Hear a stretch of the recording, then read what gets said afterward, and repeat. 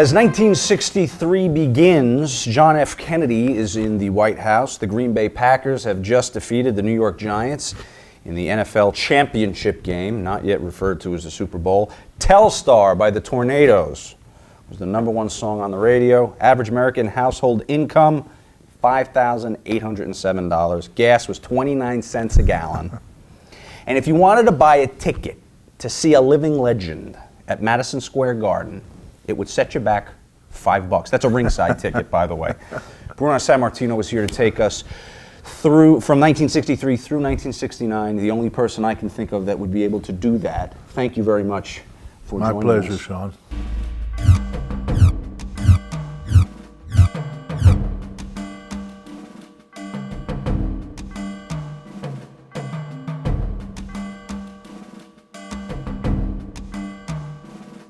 Discuss how Capitol fit into the NWA.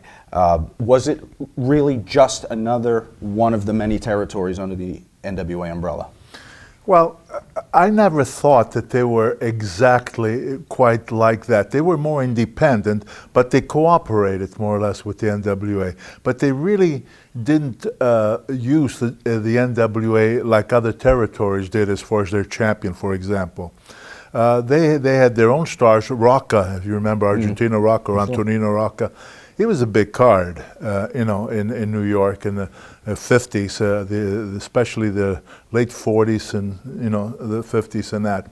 And occasionally, like for example, they brought in Luthez to wrestle Rocca in New York, and Luthez, of course, was the NWA champion. But unfortunately, the gate was terrible. One of the worst gates ever in the garden.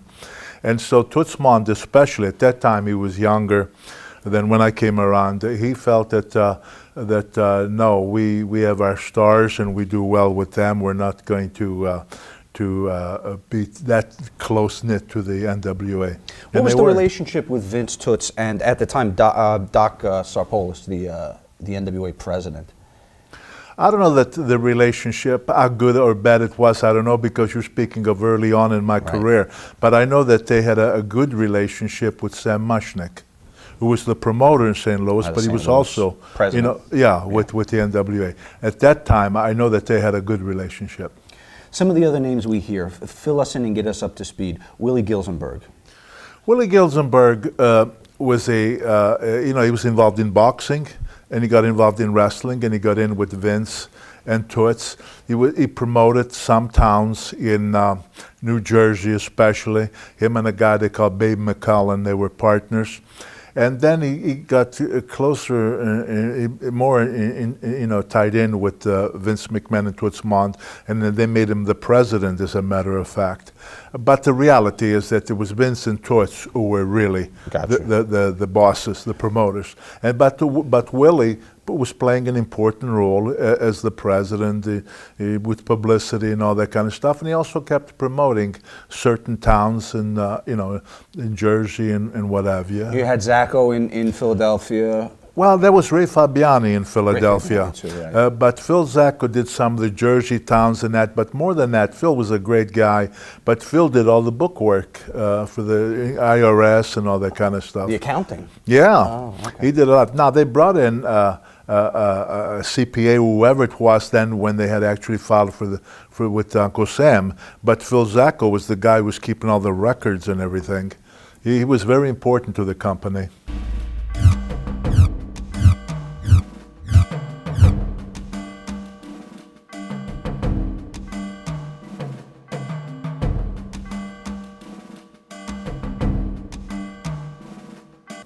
Talk to me about that dispute and the ramifications that came from that. Well, again, now you're talking about a time when I'm still in Canada, in Toronto. Right. So I didn't understand. I was young. I didn't understand all the politics that went on in that. The match was made with Rogers and Thez because they wanted Thez to regain the title. And at this time, they weren't very pleased. What a lot of people don't know, Buddy, first of all, let me say this. Buddy Rogers and I were enemies from day one. He didn't like me, I didn't like him, okay?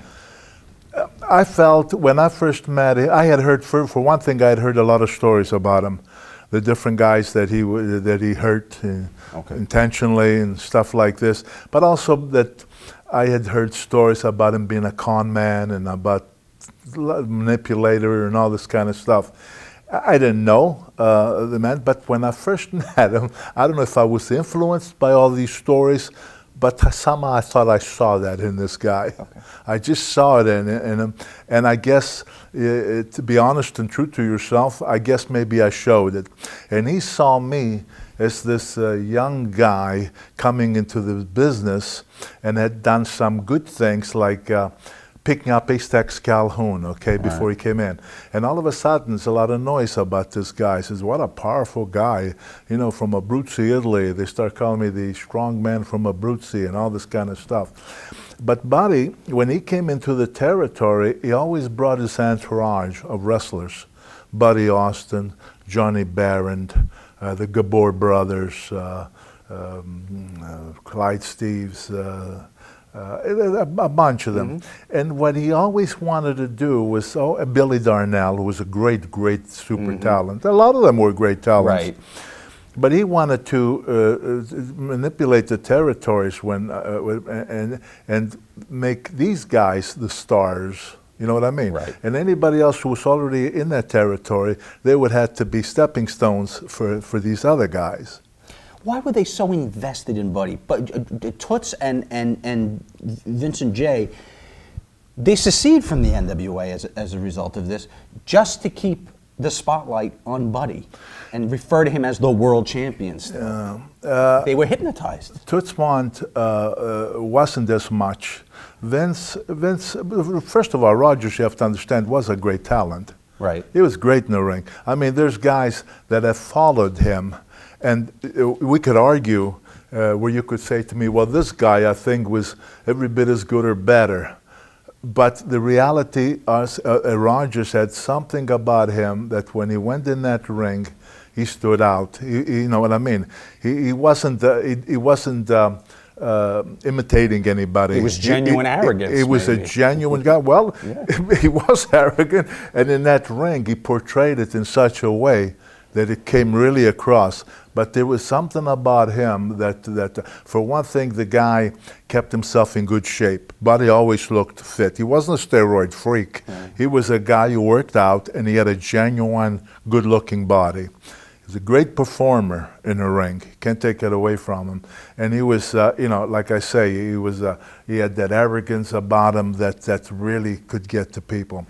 Problem was, though, with why Buddy Rogers and Toots Mont knew this, and I don't know if Vince knew or didn't know or didn't care. I don't know the story behind that. But Rogers had a reputation for going to a territory. As you know, there were many territories in those days. He would come into a territory, he would bring his group, whatever, and they would do all kinds of shangles and, you know what I mean, all kind of shotgunning, we called it, the territory. The trouble with that is that it worked in the beginning, and it would do great business. Like hot-shotting. That's get the gate up right away. Exactly. But then it would slide and it would die. But what Buddy would do is pack up his gang and move on to a different territory. And then the promoter in that particular territory was stuck with a dead horse. Yes. And Toots, I think, understood that. So he was never, as far as the conversations I had with him, he was never a big fan of Rogers. Vince, on the other hand, was. And I think Vince respected the guy's ability in the ring because he was good and the way he looked and everything else. And Buddy, like I said, God rest his soul, but he was a terrific con man and maybe convinced Vince that, you know, all these things he could do and would do and all that. Speaking specific to this title change or non-title change, as McMahon wanted, true or false? I'm going to give you a few true or falses throughout the course of this because there's so many myths that have come. Okay. Maybe you could shed light. True or false? McMahon goes to Stanley Weston, who ran all the wrestling magazines at the time, and tells him, do not report the title change. It never happened. Did you ever hear that? No, I never heard that. That I didn't know.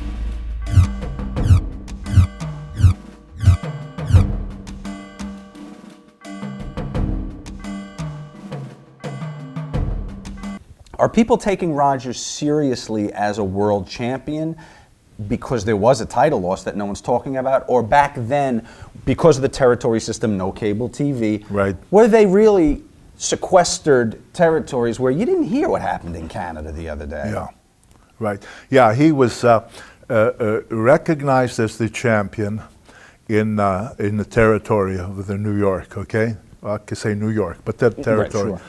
But in other places, NWA stood strong. The champion with NWA was the most recognized champion in the country-wise, and even overseas.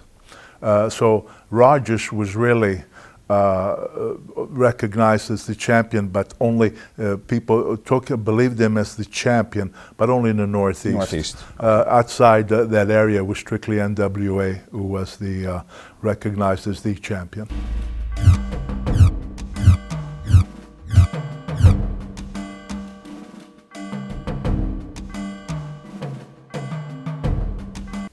How was Buddy in the ring? Let's just talk about strictly workmanship, technical. It's great. He was a great performance. The only problem is that even though I was, you might say, still kind of a rookie, not quite a rookie, but I wasn't, I was still coming up.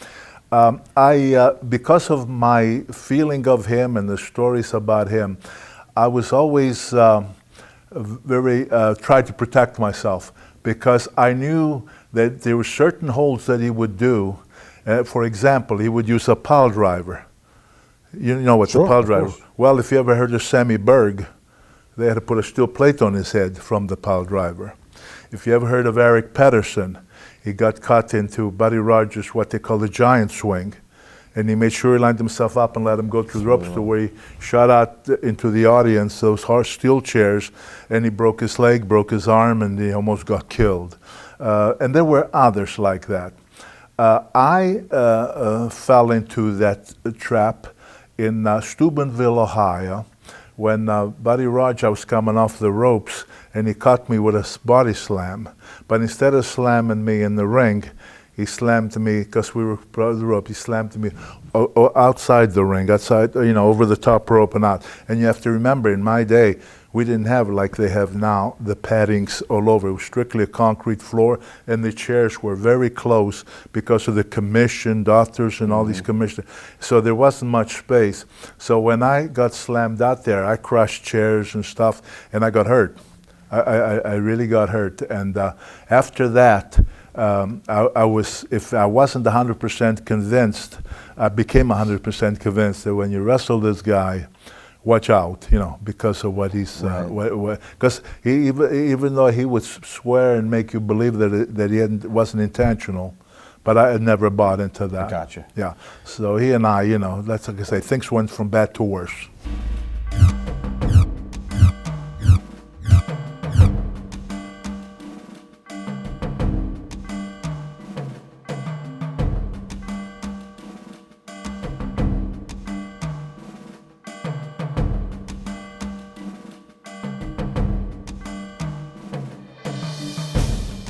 When should we start the calendar on the beginning of the WWF?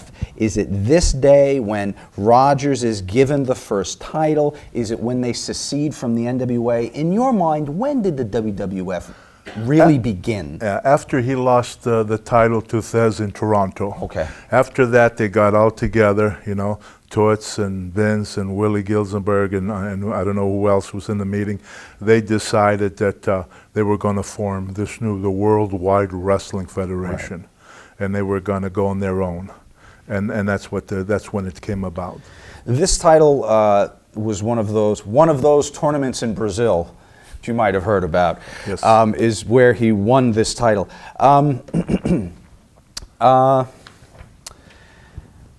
How did that come about, the Rio de Janeiro tournament? Is this the first use of it, or do you remember having heard about the Rio tournament before then? Because I think Pat Patterson, didn't they use the Rio tournament when he had the IC title? It kind of became a thing. Yeah, well, I wasn't familiar with that. I remember hearing in Canada about this thing with Rogers become champion. And to be perfectly honest with you, at the time I'm working all over Canada, I didn't know what was going on. I thought maybe they did have something. They had the tournament? Yeah, I didn't know. And I wasn't invited. So I didn't know. I found out later, of course, that.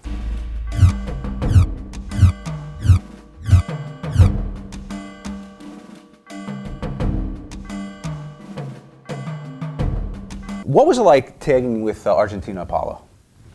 What was it like? Yeah. Well, we were two completely different characters. I was at the time, I had been more or less of a strongman. I was doing a lot of strongman stuff, but now I wanted to diversify. I didn't like just using my strength in the ring. So I started, especially when I went to Canada, and I started wrestling some guys that I thought were pretty darn talented. Sweet Daddy Siki, if you remember that name. Yeah. You know, guys like Gene Kaniski. Sure. You know, I'm wrestling these kind of guys. I'm wrestling Don Leo Jonathan. And so I started to get away. I was still doing showing my strength because the fans seemed to like the idea that this guy's really powerful. They talked about my strength all the time. So I couldn't separate myself completely to that part in the wrestling ring, but I wanted to show that I could wrestle, and so I started using a lot more wrestling maneuvers, wrestling moves that I hadn't done previously till I went to Canada. You know what I mean? Right. And so that's when I like to think that I tried to make myself as the whole wrestler, you know. Was it a good fit with Apollo, you think? With Apollo, I felt a little awkward in a way. He was a very talented guy, but as you know, he was an aerialist, you know what I mean? And I was nowhere near that, you know. And so we didn't gel, I don't think, all that great because it was like two different matches almost that were taking place. You know what I mean? It was just different. I fit more like when Bobo Brazil and I would be tag team partners, or if Dominic DeNucci and I were tag team partners. It fit a little bit better because of the styles, you know what I mean? Gotcha. But again, Apollo, I think he was different, and that's why I thought that as a single performer, he could be able to be himself and make the whole match that kind of a match, you know? The Kangaroos, often regarded as pioneers of tag team wrestling. Do you think that's a worthy designation? I thought they were great. These guys were absolutely tremendous because they used terrific wrestling maneuvers, great wrestling stuff, and they could, you know, be villains, you know, in their tactics. But the variety of things that they could do in the ring, I thought that it made them really stand out. You know what I mean? Now to the fans' minds might not be, because maybe they saw other teams that were maybe more aggressive, more vicious, more that. But as far as the techniques and what have you, these guys were great. They were. I don't know of anybody that I ever saw that was better.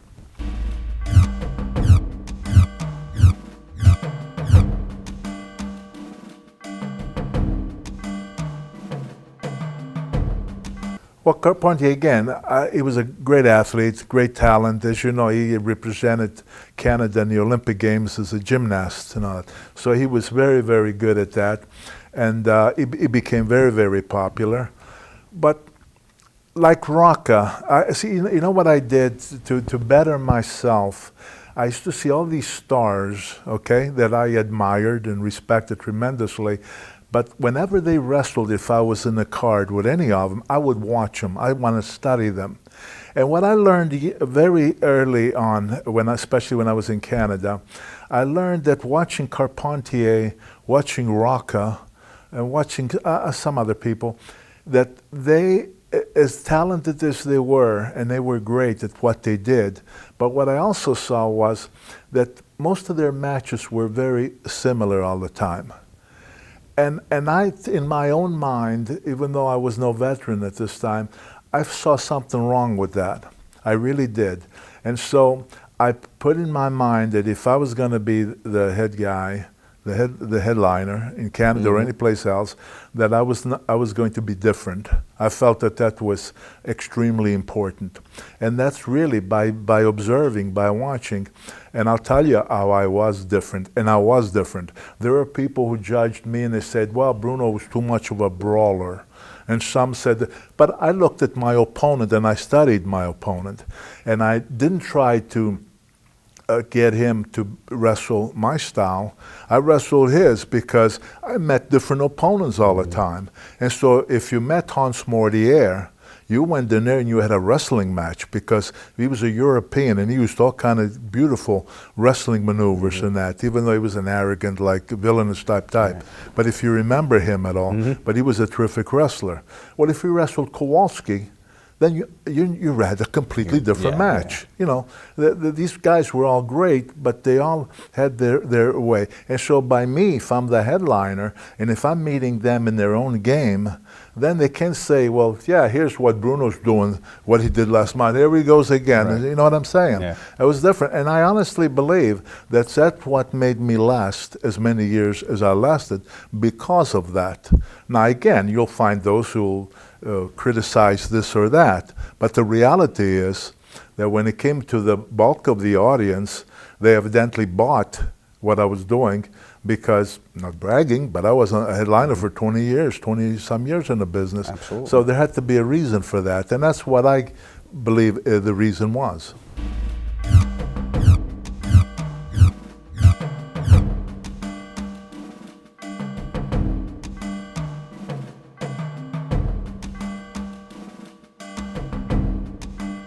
Let's go back from Jump Street. Who tells you what's going to happen that night? Is it Vince Sr.? Well, you have to understand that before that happened, that's what brought me back into New York. When I was contacted in Canada to come back to New York, I said no. I said that I was pleased where I was. I was offered a guarantee, a weekly guarantee of X amount of dollars. From Tony? From Tony? No. From Vince. Oh, by Vince, to try to get you down. To get me back. And frankly, you know, keep in mind, now we're going back to 1963, okay? So when we talk dollars, you have to separate what was then and what is today. You got to adjust.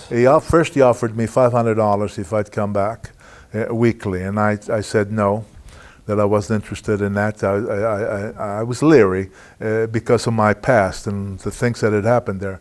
So I said no, that I was happy in Canada and I was going to stay there. Calls me back maybe a few weeks later once we connected, you know, because first it was with Ace Freeman, if you know that name. He was running the Pittsburgh area for Vince. And when he called me again, he went up to $750 a week guarantee, and I said no. And he said to me, well, what will it take? I said, Buddy Rogers. I says, I want to wrestle Rogers. And he said, well, you know that there's bad blood between you and him, and that's not going to happen. I says, well, then I said, I guess it's not going to happen. I says, you keep Rogers, and I'm staying here with Frank Tunney in Canada. And that sometimes went by, and Tootsmont was very upset because the territory was in bad shape. They were in very, very bad shape. New York. Yeah, the whole territory, right. Vince's there. And they were, well, for one thing, at that time, we had been in very terrible terms, you know, because of the suspension and all that kind of stuff. So why would they call me? The only reason they called me was because they saw the success I was having in Canada, and they figured, my goodness, there's so many Italians and Latins alone, with them alone, you know, you could repeat what was happening in Canada. And so eventually Tootsmont told Vince, he says, look, he says, if we bring this guy in, he may be helping out, but he won't be the top guy. And so unless he's the top guy, like he was in Canada, how can we, you know? So in other words, he was saying that he agreed that I should wrestle Rogers. Did Rogers go along with the plan right away when he was told? No, he did not. He did not. In fact, he didn't know what was going to be. And until when? Until he went in the ring. Oh, he thought he was going over that. Yes. What do you say?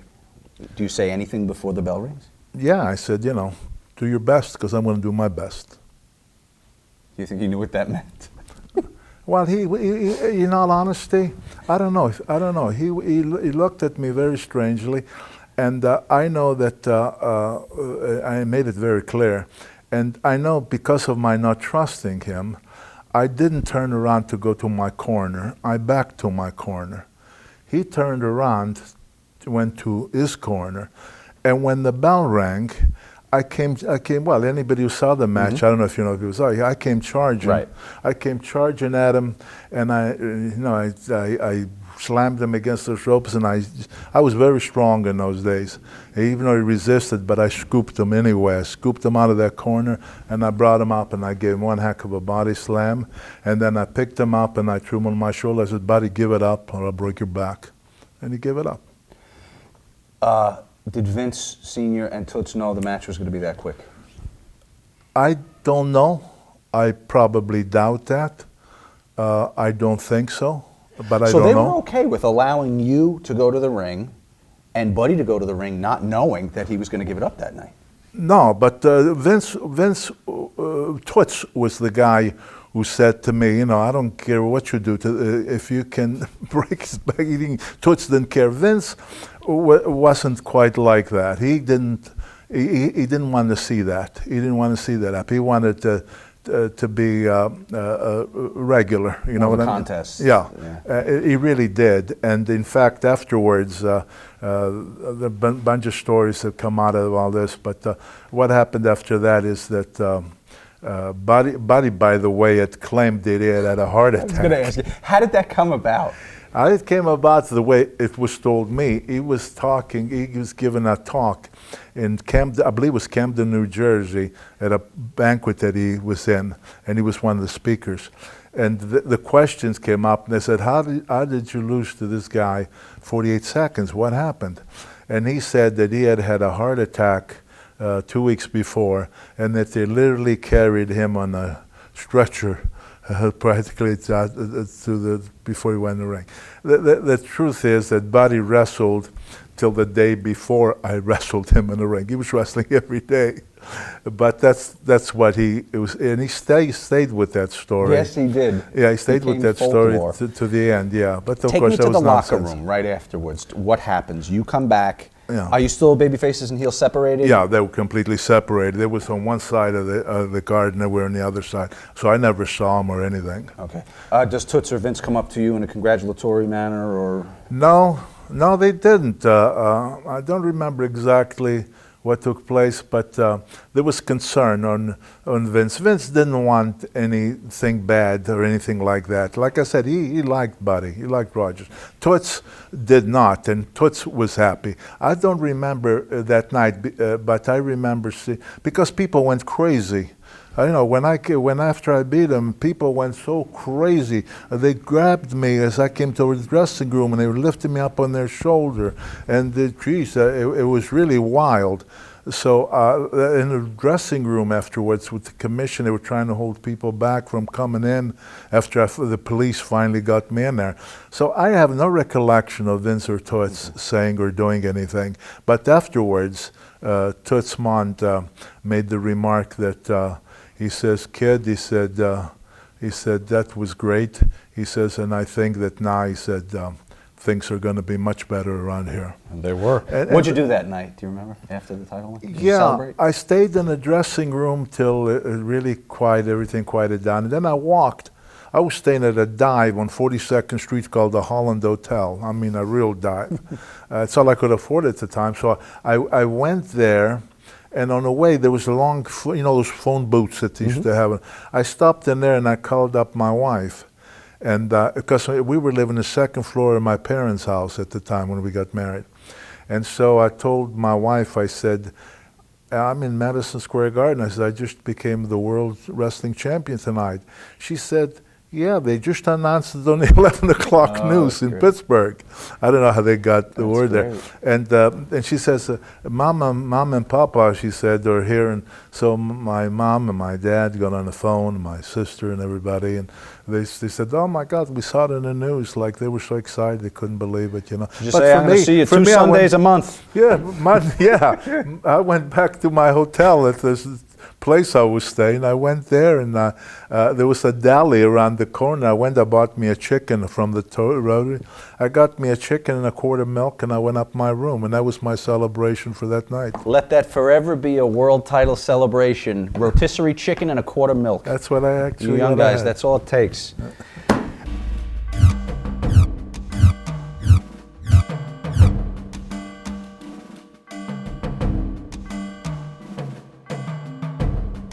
Did the fans take him, the skipping around the ring with the cape and the dark glasses? I mean, at that time, Were they employing that as the homosexual tease, kind of, or was it still too wholesome a time for that kind of heat? As far as I knew, they were not. Okay. I saw what you're talking about in that, but I thought he was being a magnificent Maurice, this French, you know what I mean? That's how I interpret it. More ethnic than... Yeah, right. I did not take it the other way, no.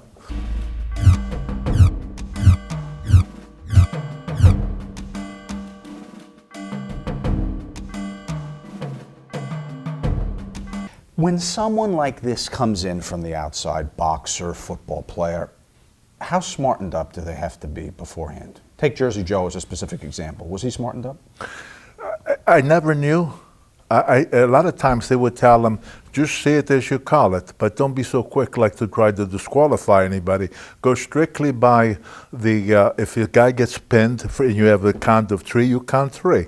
They would tell him, if the guy, you tell him to break once and you count to 3 and he doesn't break, if he continues that, you disqualify. But they would tell you, don't allow it the count to go beyond 3. Okay. You know, and that's how they protected everything at the time. Understood. Specifically boxers, though, when they get involved in wrestling at that time period, was there a little, because you're one-on-one combatants just like boxers, did they ever revert to that, yeah, but ours is real kind of thing? No, the boxers themselves? Yeah. Oh, no. You have to understand, it was a different time. There were a lot of tough guys back then. Right. I'm talking about wrestlers. Yeah.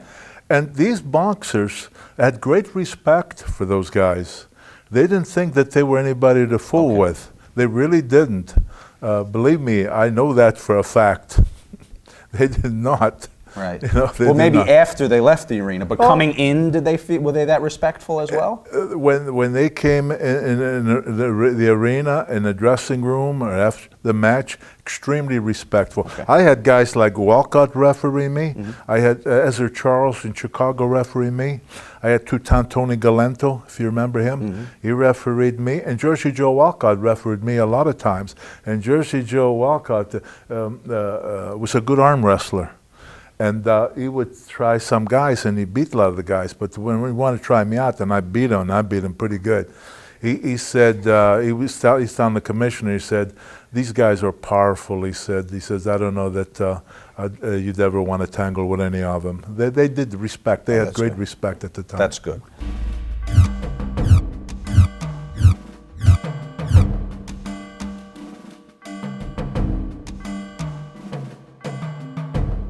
Talk about Bobo and where he fit in with the hierarchy in the company at that time coming in. You mean what did the upper McMahons and them, what they thought of him? Yeah.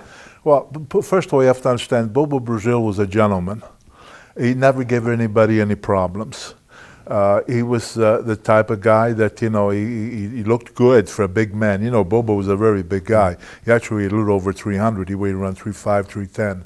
And he looked well physically, you know. And when he went in the ring, he always, I think, gave his best. And so he was very respected. In fact, a lot of times when I was the champion, sometimes it happened that Baltimore and, let's say, Boston, it just happened that way that they both had to run the same day, the same night. I'd be in Boston, and they would put Bobo, let's say, in Baltimore or in Philadelphia or something like that. So they respected him greatly as a talent, and also as a meaningful talent, you know, to where they could put him in a spot like that, in a situation like that, and he would do okay. This is a time when race relations are not what they were now. Did a guy like Bobo experience issues with management because of his race? I don't know. In New York, he did not. Okay. Vince McMahon, Toots Mond, absolutely not. But I was friends with Bobo, and because we tag teamed, and so we traveled to different places sometimes. But he did tell me some horror stories about other territories, especially down south, where he couldn't stay at the same hotel with the others or go to a certain restaurant.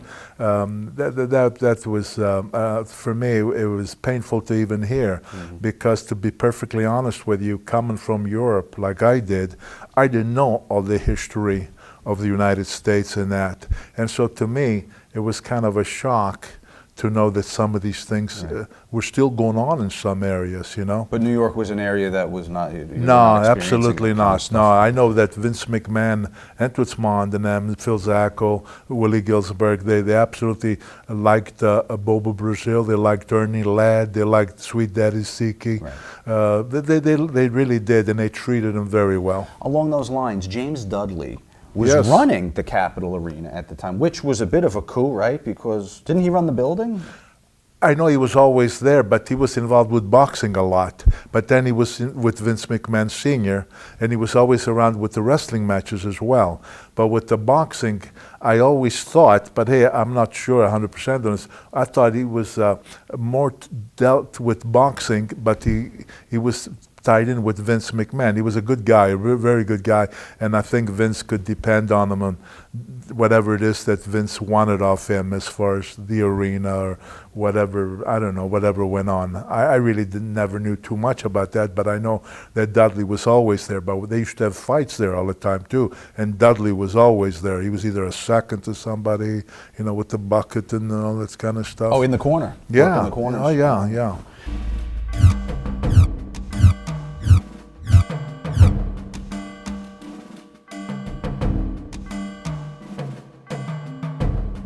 We talked about Hans already, but I want you to talk about Madison Square Garden and its importance as the crown jewel of the Northeast Territory. The city, the fans, the building.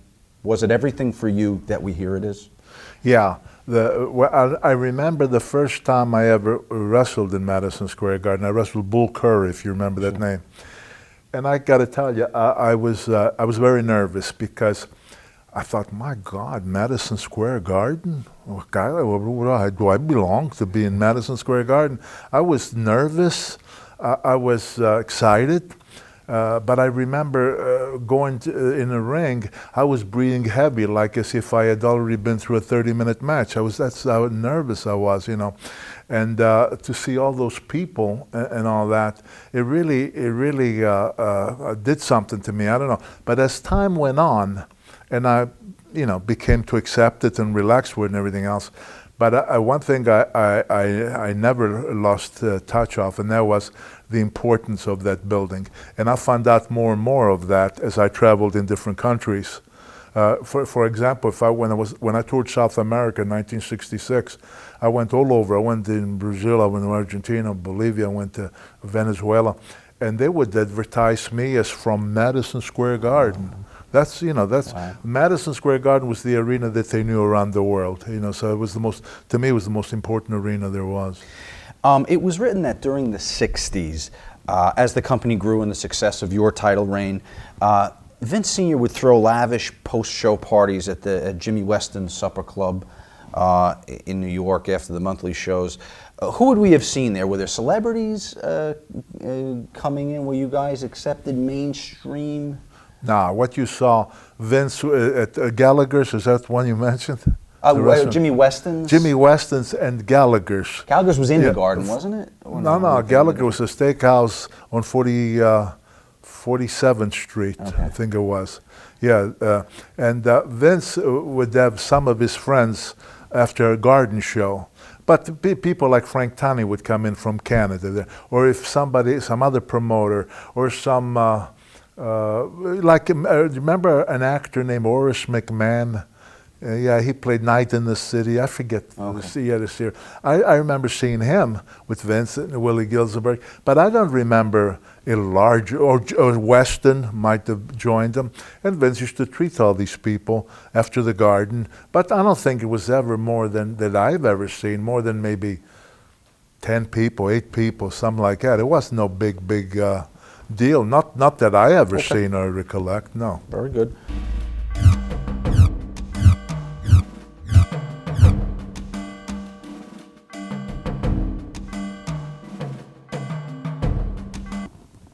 Did you mind losing a fall to Buddy Rogers? Or was this kind of you saying, doesn't matter? Well, Vince, you have to understand that, like I said, Vince liked Buddy. And when things worked out and everything, and he made that match and Buddy and everything was assured that it was okay, I didn't care. I didn't care because I thought, you know, he's here for a shot. It's a tag team match and whatever. And I wound up winning the match with a backbreaker on Johnny Barron. Barron, yep. Yeah. And Bobo Brazil, I don't remember what happened, but it was me and Bobo, you know. But again, I was careful that night, and I wouldn't let Buddy do anything that I didn't want him to do. Did he say anything to? Because No, we never connected a word, nothing. Okay. No. That was wise. But the trust was not there, and therefore I would not go along with anything. I was when I was in there with Barron, okay, but when I was with Buddy, I was very careful of everything, and I made sure I stayed on top of the situation rather than allow him to take over in any way that I didn't feel comfortable or trusted. Does he ever thank you for taking a fall? No. Okay. No. Should he have? No, I wouldn't expect anything.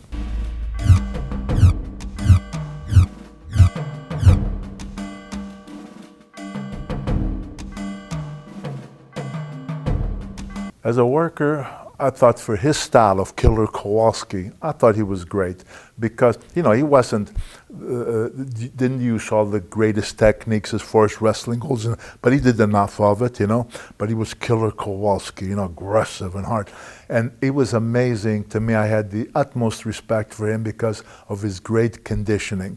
That guy, whether if he had to go 10 minutes or if he went 1 hour, after 1 hour, he was just like he was with the 10-minute match, you know. And I still loved to wrestle him because that was a great test for me because I took great pride in my conditioning and to be in shape and all that. And to go an hour with Kowalski and go, you know, that pace and everything else made me feel great because I felt like, you know. And Walter was very complimentary. When he was interviewed, he would always say that if anybody ever had him take a deep breath in the ring, it was me. So that was to me very flattering. Kowalski saying something like that. But outside of the, let me tell you what a good human being he was. One time I wrestled him, it wasn't in the Garden, might have been Boston, I don't remember. But anyway, as he came out of the ring, people were so mad at him because he had done something, hit me with a chair or something, and I got counted out, okay? As he came out of the ring after the match was over, people were taking shots at him. Even though the police were around him and everything, they were still taking shots at him. Kowalski's going like this, you know. And somebody asked him later, he says, geez, he took an awful lot of abuse. Why didn't you hit somebody back or to let the others know? Don't fool with me, you know. And he said, no, he said, I drove him to that anger. Right. So he said, you know, I was responsible for it. He was a religious guy, a lot of people may have not known. He was very religious. He used to contribute something like 20% of his salary to his particular religion. I don't know his religion. It was called I Am, but I don't know. I'm not familiar with it, what it meant or anything. What was it? I Am. I Am. Yeah, that was the name of it. And so he was a very, very decent, very ethical human being. This is one of your many sellouts at Madison Square Garden. You're drawing the biggest crowds in the country. You know, through the years, though, your critics have tried to take this away from you. I mean, this is an undisputed fact when you look at the gate. What are some of the things you hear that, oh, well, they only ran once a month. We had to do this every 2 weeks at the Mid-South Coliseum. You've heard that stuff. Is it just a natural try to knock the guy at the top down a little bit? Or is there any validity to what they say? No, there was no validity to what they say. First of all, you have to understand that when you say once a month, that's 12 shows. I remember in the 60s when you mentioned Hans Mortier. I wrestled Hans Mortier 3 times in there, in something like 3 weeks, one time 2 weeks apart, the next 3 weeks apart, because Vince had to take those dates, okay? And we did great business. It's not that easy to be that consistent. And it wasn't just in the Garden. How about, what would you say about Boston Garden? Sure. Philly. About Spectrum, Philly. yeah. You know, about Baltimore. How about all these other places? To a degree, not all, because a lot of the wrestlers, I like to believe, gave you credit for whatever you were doing that brought these people in. But there's always those that would say, yeah, big deal. Look how many people there are in New York. Well, true. But I remember the same people were critical of that when they came into New York.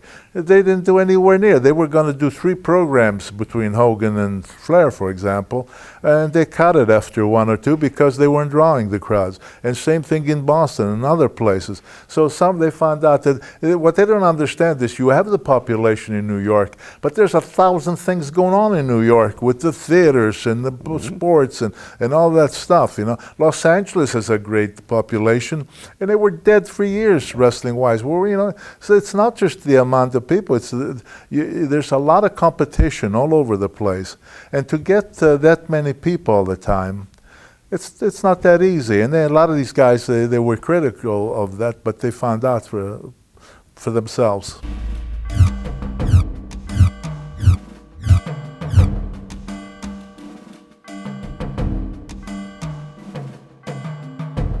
When he gives you the finish, you tell him it makes no sense, because you're coming back the following month against Kowalski. Right. So following the match, you call Vince and say, this guy doesn't know what he's doing. Don't put him on my shows anymore. I'm not going to work while he's there. True? Well, yes, but here's the way it went. When I had done TV in Pittsburgh, in those days all the TVs were live TVs. Mm-hmm. So I flew to Pittsburgh, I just did interviews there on the live TV because I had to plug the arena in Pittsburgh because I was going to be appearing there on next Friday, like, you know. And then I had to take one of those little putt-putt job planes, just me and the pilot, to fly me to Philadelphia. So, you know, I'm rushing like heck and I get over there, and Buddy sent word from somebody else to talk to me and said to go 1 hour, okay? Mm-hmm. And I said, what? I said, how can it be? I said, I'm with Kowalski next month. And but I knew Rogers was the agent, and I didn't say anything to anybody. I just questioned it. But then what I did was, after the match, I went the hour. We had a terrific match for 1 hour. And then I had that guy wait with that little wee plane because I was going back to Pittsburgh because I forget. I had to go back to Pittsburgh. I don't remember if we had the show there, whatever it was. But that when I got back, it was late, very late. So I waited till morning, early in the morning, and I called McMahon. And I said to him, I'm going to tell you something. Don't ever have Rogers as the agent any place where I appear. I says, because if you do, I said, there's going to be big problems. I said, big problems. I don't like the guy. And I said, and I don't have nothing to do with him. Don't ever have him come near me for any reason. I said, where the heck do you get off me wrestling this guy for 1 hour when I have to come back with Kowalski next month? And he said, well, is that what happened? I said, well, who's calling the shots? Yeah, really?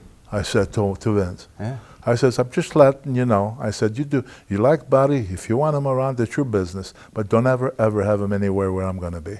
And that was the end of it. I was going to say, he's gone from the company right after this. Do you feel that had something to do with it? Absolutely, because Buddy was demanding with Vince. He wanted to do this, he wanted to be there, and I was the headliner. So all the arenas, I'm going to be the headliner. And now he knew that he couldn't be in any of those spots, so that created more problems.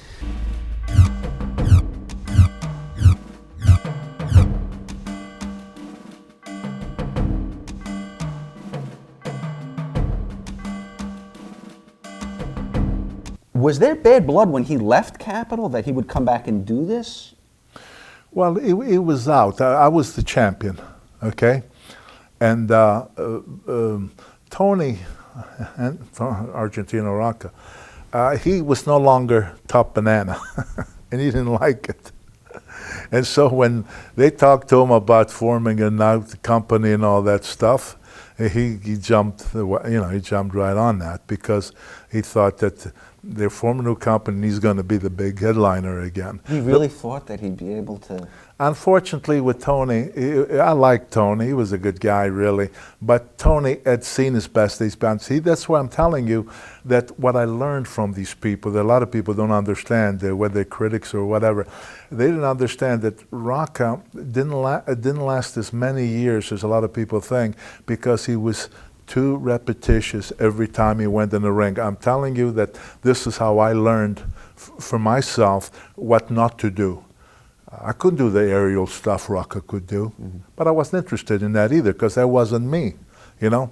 And by doing that, every time he wrestled, you saw the same kind of jump on your shoulder and then take you over with this, and people could call every move that was coming. So after a while, Tony was no longer the big attraction that he had been, and now, you know, he thought that he could be again. There are guys, you know, you can take baseball players, football players. You can be the greatest baseball player or the greatest football player, but it doesn't mean that you can be a good manager. You know what I'm saying? Yes. Some people have the minds for what is needed and who can do what best and who we need to make this change. Others don't. And there's a lot of guys in this business the same way, that they may have been good performers in the ring, but they were not great minds as far as ring psychology or talent, or you know how to. You're running a company in any capacity. Yeah, money. So you know, and Tony, unfortunately, was not one of those.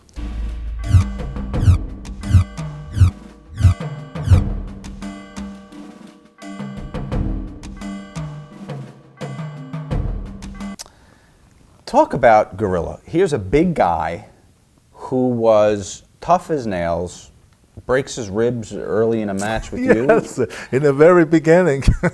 And goes the hour and 10 minutes. It's not this match, I don't think. But no, we had an hour 25 minutes. Insane. An hour 20 minutes, 25 minutes. And an legit amateur wrestler, right? Absolutely. Listen, he was a tremendous guy. He weighed 420 pounds, legit. He really weighed that much. A lot of people used to say to me, he's so huge, and they think, but he's fat. I said, yeah, well, don't judge that. I said, because this guy, for such a big man, he could move. And if you can go an hour, 20 minutes or whatever it was, you know, that's pretty good. And like I say, I caught him in a maneuver to where I cracked a couple of his ribs. And that's I've cracked rib. That's an extremely painful thing. And to go on, continue on for that distance, that was awesome. Monsoon was a big man, yes, but he could move. In the ring, he could display good wrestling maneuvers. He was agile for such a big man. I mean, he could be very vicious, you know, as a villain. But he could do very good, great, you know, moves, professional and amateur style, like, you know what I mean? So I had the utmost respect for Gino because he was, for his size, I think he was one of the very best.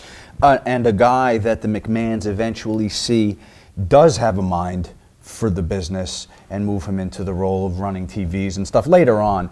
Did you notice that early on, that here's a guy who can put together a match and has the good psychology and maybe can spot talent? To a degree. He never had issues, but he disagreed sometimes on talent, and I think proved him wrong about certain guys that he didn't think belonged there. Okay. And I said no. I said, Gino, you're wrong. I said, this guy we're going to do business with. But he was a stand-up guy. Like afterwards, he would say, "Phew, I never thought that you could get that with this guy." You know. So he was never had any issues with him. He ends up buying into the company later on, right? After I turned it down. Oh, interesting. I was offered to buy Toots out, Tootsmond. How far in is this? What are we talking now? I guess must have been maybe 1970, 70 something. I wish I could remember the exact year. During your second run, maybe the second title run? No, and then the first run, but toward the very end of it. Toward the end of it, and I had a problem why I refused because I had an accountant who was also an attorney and even a judge in New York by the name of Bernard Spiegel, and I discussed it at length with him, and he said, I know that you're comfortable with these people. He says, but you should demand that once a month at least, you should look at all the books and everything else to make sure that everything is okay, so that there's no question with the IRS, so there's no question with any kind of potential problems.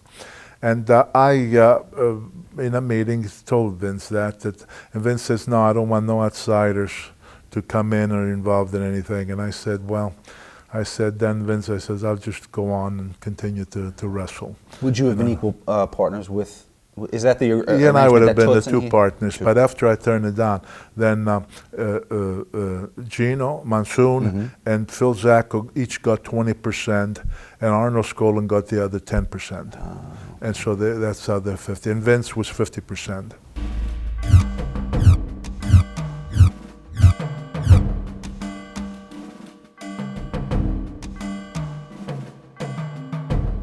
In the ring, Reggie was a very impressive looking guy to start off with, but he was not a very technical guy to where you saw a lot of great quick wrestling moves, but he was like a vicious, more or less, like him and Dick the Bruiser, for example, were a very successful team because Bruiser was a crazy flyer and everything, you know what I mean? Not flyer, drop kicking and stuff like that, you know, but he would dive from the top rope with the knees, you know, he would, you could whip him out with the top rope outside the ring. Crusher wasn't like that. You know, but he stayed more in the ring and a villainous type thing. But at times, there's no knock, but he wasn't the most exciting guy to watch. The Bruiser was much more exciting to watch. This takes place at the Civic Arena in Pittsburgh. We talked about the Garden. Talk about the significance in your life of the Civic Arena. Well, the Civic Arena was very important to me because, as you know, that every 2 weeks, as I said, I'd come home for a day, every 2 weeks. So naturally for me, getting booked at that arena once a month was a treat because that meant that I come home and I would catch the first plane out from whatever city I was coming in from, and that meant that as early as I could, and if I could get out the same night from someplace, but in those days they did have some night flights. Not that many, but sometimes it happened that I could go home after the matches. Like for example, I wrestled in New York, and then I'd go to Pittsburgh. There was like a 10:30 flight, and actually I would, instead of going on last, I would go maybe next to last or whatever. So I sometimes couldn't even take a shower. Right, 10:30 flight. Took the clothes on and ran to make that flight. But why? Because it meant that's going home. You know what I mean? So that's why the arena was very special to me, because they gave me that extra day whenever it ran to go home for the day, and also because it's my hometown and the people were very good to me there. The media was always, you know, the media, they talk about criticism about wrestling, but with me, they never did. They always, you know, said good things and wrote good things about me, which was very nice.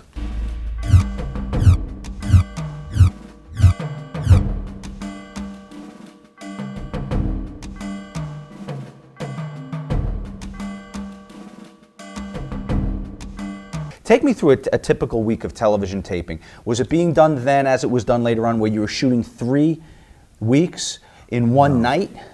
No. You were just doing the 1 week? Now, those days when it was live television, then when they start no longer live television, that's when it started with this every 3 weeks and what have you. So you're still live here? Yeah. Oh, okay. Yeah, when I go to Baltimore, that's why the TV was early, not by early, I mean early afternoon, like 3 o'clock, 4 o'clock, because then that night you went to wherever you were wrestling that night, whether it was, you know, wherever it may have been.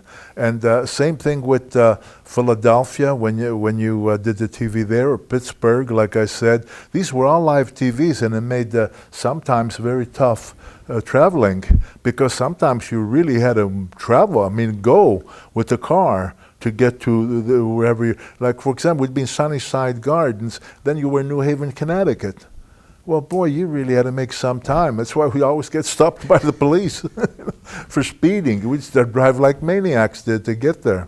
How were the TV shows run? Whose kind of wrangling the talent and giving the finishes? Is Vince there every night? Yeah, Vince McMahon. Yeah. He was there for a capital. You know, when we did the TV for New York, there was live TV out of Washington D.C. on Channel 5 here in New York. That was live, and absolutely Vince was always there. And he was in Baltimore when we did the TV.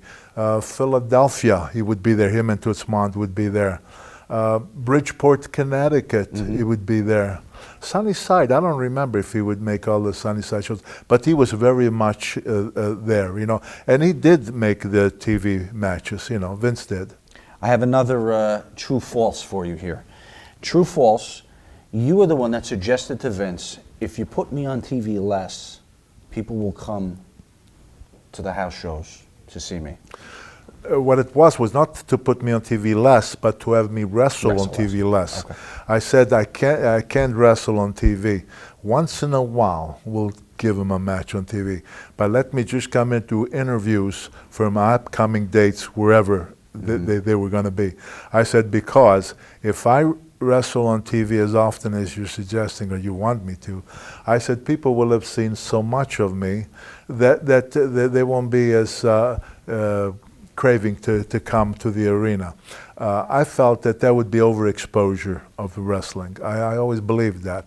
But I thought when I do wrestle on TV, instead of wrestling, I don't want to throw a name, Frank Martinez, you mentioned one. Right. I said once in a while, once in a blue moon, let's give him a good match, like against Baron Cluna or against Ivan Koloff. Somebody like that people will look at this guy a match, you know what I mean? And there's always, because of TV, the time limits were short, that they have to, if you execute it right, they'd want to see that match whenever it was going to be publicized for an arena, big arena someplace, you know what I mean? And it always worked. It Was always Vince worked. receptive to your suggestions all the time? In the beginning, not so, but as time went on and we kept talking, we would have meetings on Thursday, and when I made this suggestion, and he would give, you know, and then when he saw that it was getting very, very good result, he was more and more free into that. Like I said, when I'd wrestle somebody, he'd say to me, well, Bruno, he may be good for a match or so. I say, well, Vince, just wait, let's wait and see. Well, when he'd see that if we'd sell out and then say a good return match and the tickets would really go right from the announcement, then he agreed to, good third match, you know what I mean? But he was, as time went on, he was very, very good in letting me have that.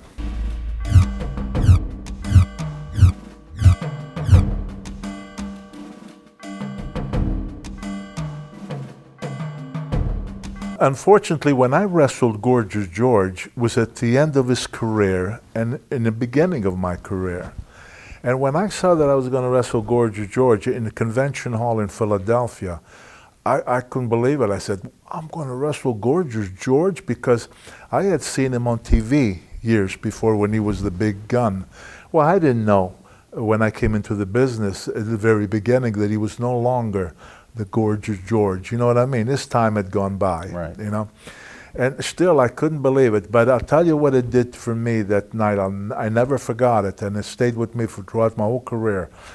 Gorgeous George was not a big guy. He was about 215 or something like that. At this time, I'm 275 when I first broke into business. I was really a big guy.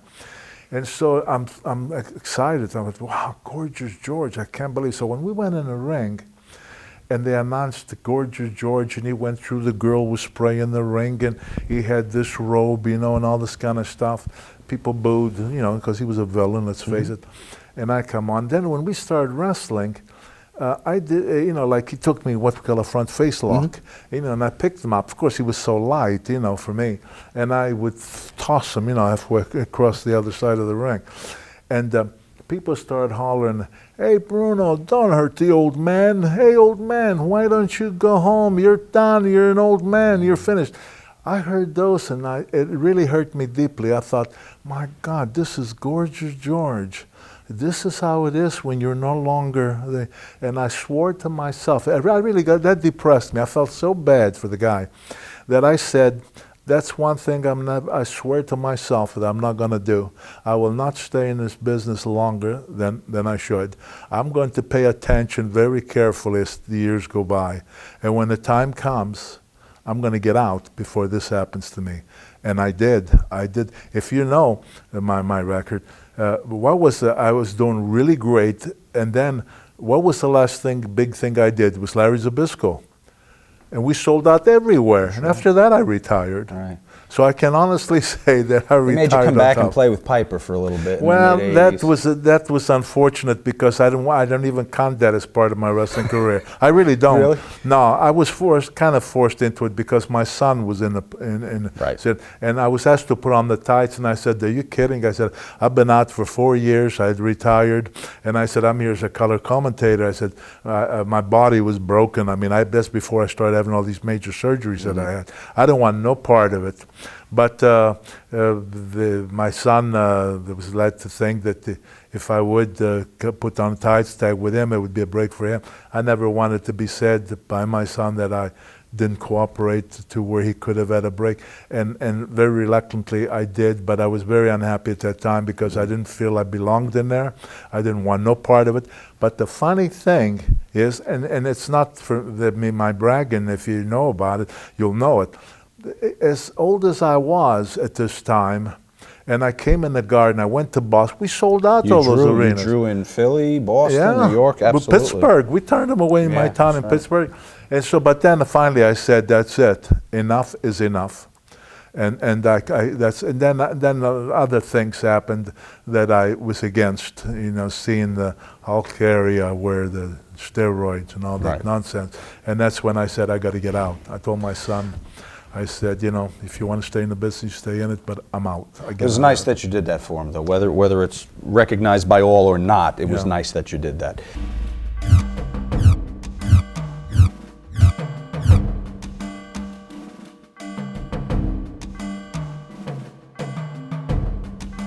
Is it true Graham was Vince Jr.'s favorite wrestler when he was growing up? Even dyed his hair at one point blonde? I never saw him dye his hair blonde, but I do remember him saying that his favorite wrestler was Jerry Graham. Right. And I looked at him at the time. He was I guess a kid, you might say. A kid. I think Vince is about 10 years younger than I am. Okay.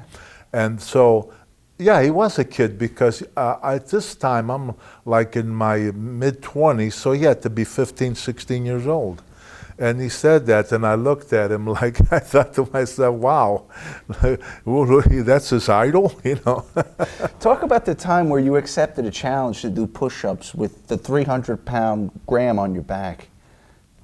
Well, I had been doing strongman stuff in the ring. That's how it helped me get over in Toronto real big. I invited the Italian press to come and see what I could do. And I did some, not bragging, but I did some tremendous, I bench pressed 565, I did squats with 750 pounds. I did a lot of, and all of a sudden the guy wrote an article, it says, Il Sansone Italiano, which means the Italian Samson.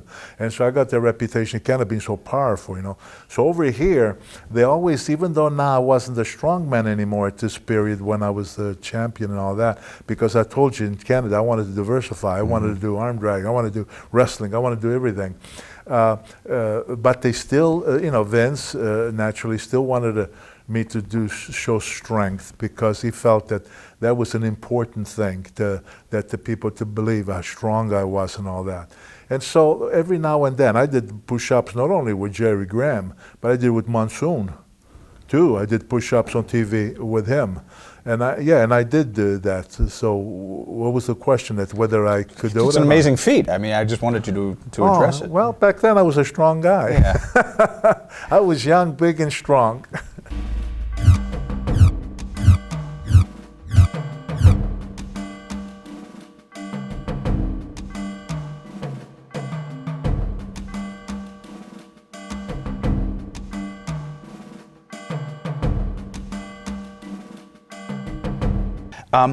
You don't expect a man of his size to be able to do 70, 80 minutes in the ring.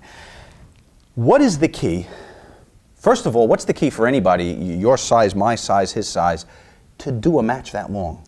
Well, first of all, he was a big guy, as you say, size-wise and that. But it's a kind of a life you live, too. Monsoon was not a boozer.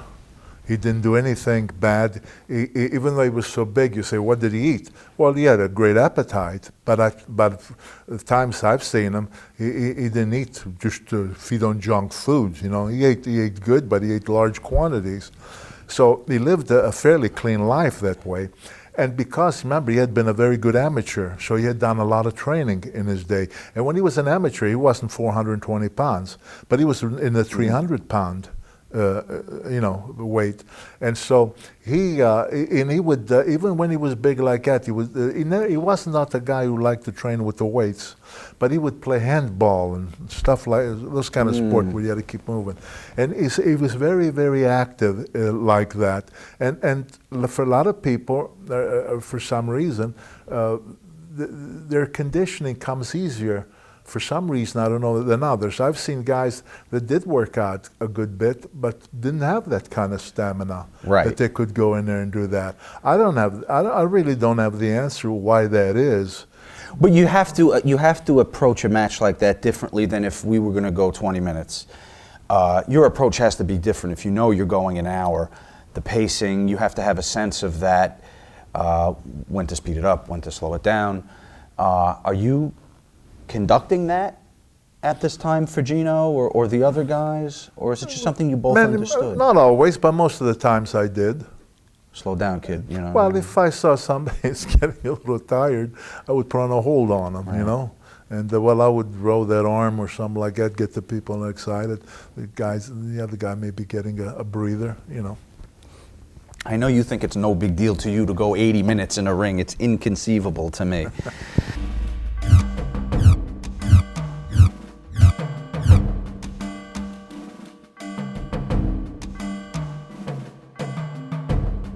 A rare battle between two top baby faces at the time. Did you like those kind of matches? Yeah, that's why I enjoyed Pedro, when we went to Shea Stadium for an hour, 18 minutes.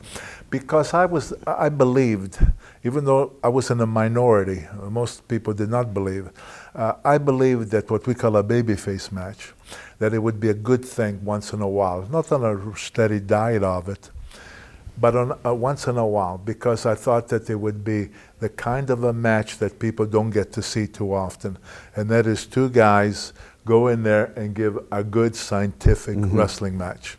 It's not the type of a match that you're going to come back with 3 return matches. It wouldn't work. But to give it a one match, or maybe 2, at the very, very most, with a very particular individual maybe. But I thought that it would be a good break off from the villain to the baby phase. And I just felt that it was good. And I used to talk to Vince a lot about that. And like I said, he was giving in that sense, and he said, okay.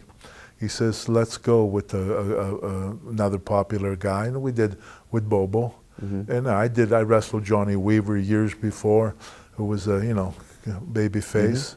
You do a return here. You do a series of 2. Yeah, with 2 matches. With Bobo. Is this I guess this was your idea, right? You said to Vince, let me do this. Well, when we wanted to do the first match, Vince said that why then, he said to me, do you think you could get 2 matches out of it? I said, yeah. I said, I think we can. And because that way it would break that pattern a little bit better. I wanted to do that more often in other places. But there weren't the kind of guys around that fitted that and draw with it. You know what I mean? Gotcha. Yeah. It's hard. Do the fans almost have to make a choice of who's going to be the baby face and the heel? Just for that moment, they got to cheer for somebody, right? Like when I wrestled Bobo. Yeah. So, as a fan sitting there, if you're my guy, Bobo's the heel for the night. Well, and then he can just come back as a heroic baby face for me when he's not in the ring with my guy. Yeah, but it's a formula that can work, right? Yeah, because he may have been, let's say like he was a villain for the night, but he wasn't the villain. He wasn't acting like in the ring. He didn't act like the villain. He was still, he was still being Bobo. So it's not like he given the opportunity to wrestle Bruno, let's say, and now he's gonna turn and become a vicious guy. He maintained Bobo Brazil. Bobo was Bobo, you know. Right. And so the people in that particular match, I think I got cheered more than he did, but he wasn't exactly booed that terribly. No.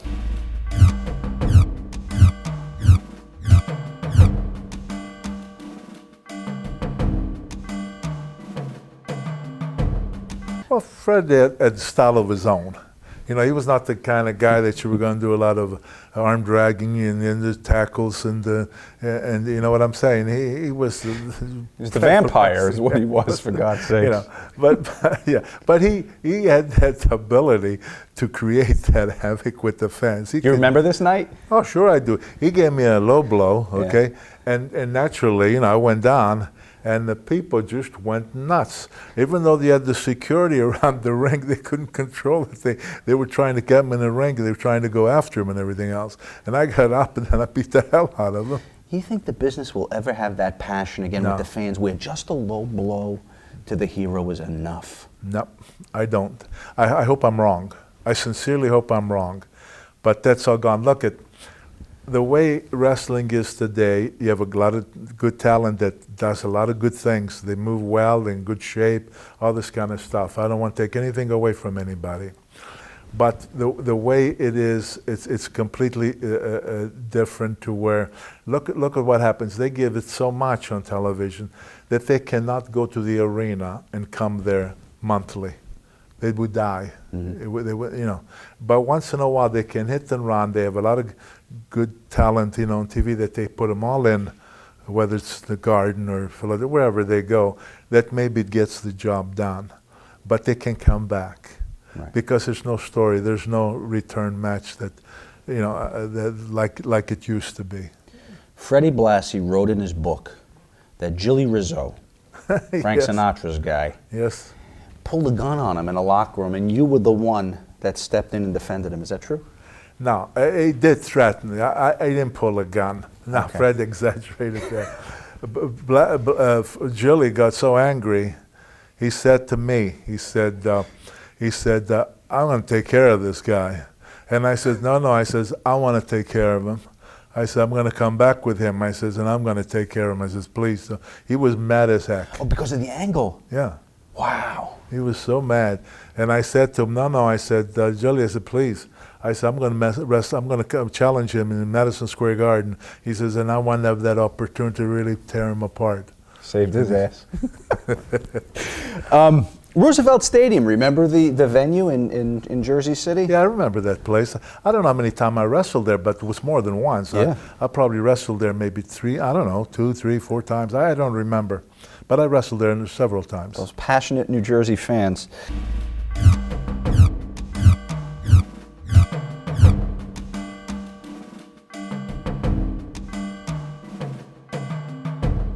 Now, this is before Lou got big and, you know, a little goofy.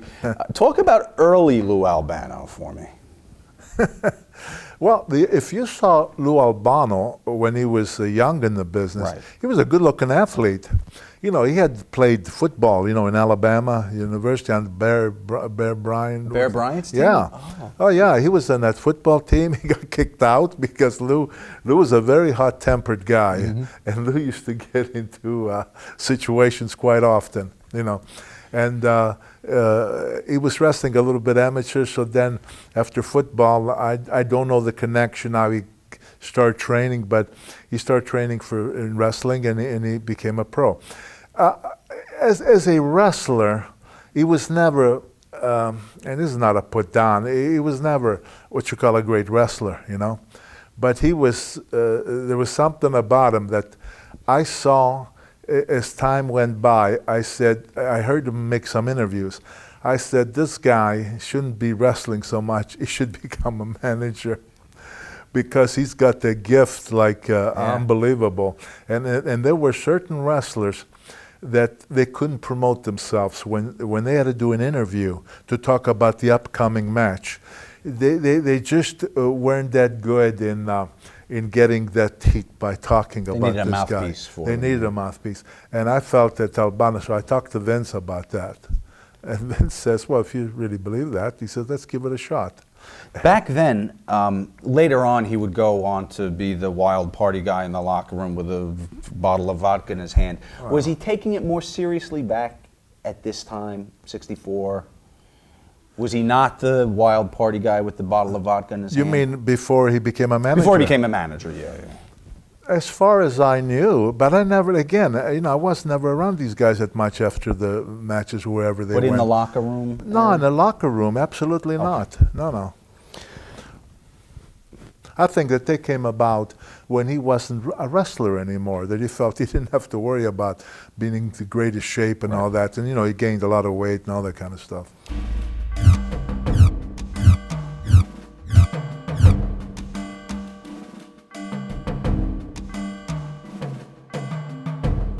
When they talk about top guys, top wrestlers, and top this and that, he's another one of these guys who's not mentioned too much, and it's a shame, because he was better than most.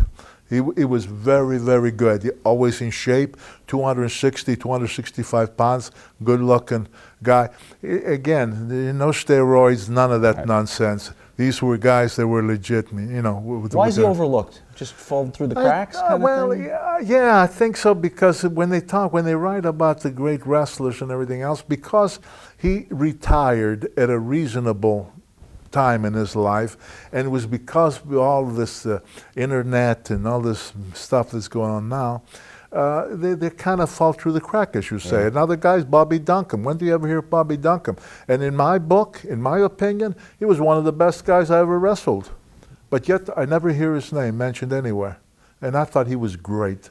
So, it's just... You brought him in, didn't you? Yes, I saw him in Japan, and I was very impressed. I'm wrestling Shohei Bamba, but I was watching whenever I saw American wrestler that I wasn't familiar with, I'd go watch his match. And when I saw him wrestle in Tokyo, I forget if it was Tokyo, one of those, he impressed the heck out of me. And I thought, boy, I'd like to see this guy come to New York. He was a 300-pound blonde guy, and I saw the way he moved in the ring, the guy was great. And I went and I came back and I told Vince, I said, Vince, I saw this guy in Japan. I said, I think he'd really be great over here. And he says, well, if you think so great, he says, get him, bring him over.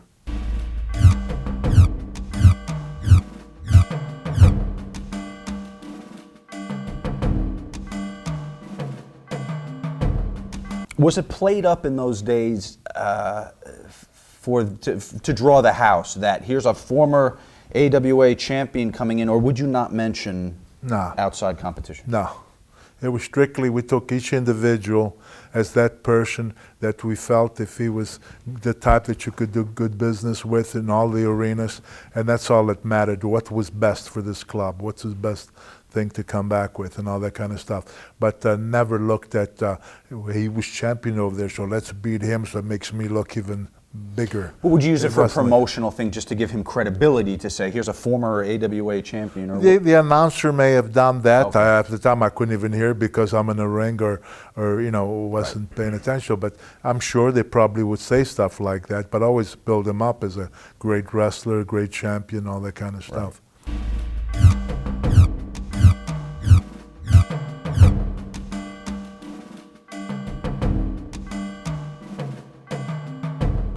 No longer a part of the NWA, WWF, but you're being lent out, is that fair to say?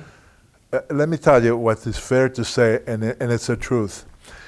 We got so big with the WWF that, as I told you before, with Buddy Rogers, when he became champion, in that short time, he was looked upon in the Northeast as the champion, but every place else was the NWA champion. Well, that was no longer the case. It was the WWF champion that was recognized all over. The NWA was shrinking very quickly as far as the title. As far as the title, when Japan would call me, they would bring me in as the world champion. When I went to Australia, I went as the world champion. Tour South America, I went there as the world champion. They weren't recognizing They might say, so-and-so was an NWA champion, but I mean, before they would never announce anybody else as a champion. Right. So the WWF really, in all honesty, I believe this with my whole heart, they became the biggest organization in wrestling. Why was it worth it for Vince Sr. to do that with you? He had seceded from the NWA, didn't want to be part of it. And you're the crown jewel now in New York. Why send you to Miami? Because other promoters were asking for my services, and Vince loved it because here's places where they would only recognize the NWA. Now they're recognizing the WWF, which only meant that the WWF was spreading and it was getting bigger and bigger everywhere. And that was important. Right. And I think Vince was very smart in allowing me to go to Tennessee, Florida, California, both the North and South, for Shars and for Mike LaBelle in Los Angeles. Yeah. I went to Chicago, everywhere. Right. And that was the idea, and it worked. So it was to announce the prestige of the WWF title. Absolutely. Sure. Well, he was the promoter, and he was the head of the WWF, and naturally, like anybody else, he wanted it to be number one, and I think he did that. Chris Dundee, a name you don't hear very often. Yeah. Tell me what was working for him. I think he was more into boxing, even though his brother, was the big boxing guy, Angelo Dundee. Yeah. I think Chris was involved in a lot of boxing, but he wanted to be in wrestling too. And so I can't honestly tell you what area he covered, because when I wrestled for him, the times that I did was the Miami Beach Auditorium. Yeah. And so I only know of the times when I went there. I don't know how often he ran over there or what a lot of the talent he used. I really knew very little. I know that I was booked to go there, and I would go, wrestle the next day, catch a plane, and I'm out of there. Right. So I didn't know too much about the going-ons over there.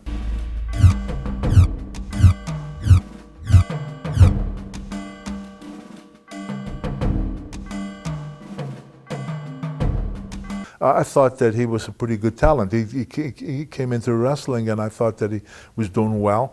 But the fact that you say he played for the Jets, he really didn't make a big hit in New York.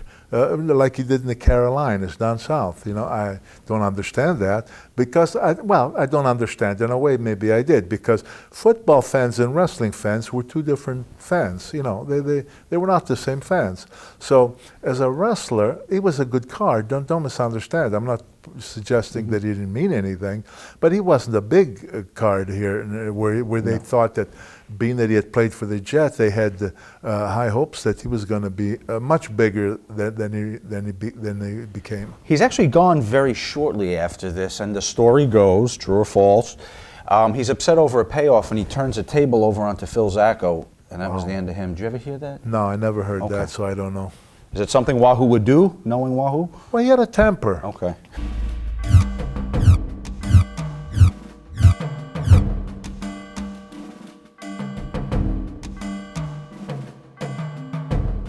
It was Puerto Rico. Puerto Rico has later gone on to kind of have an identity like the Wild West.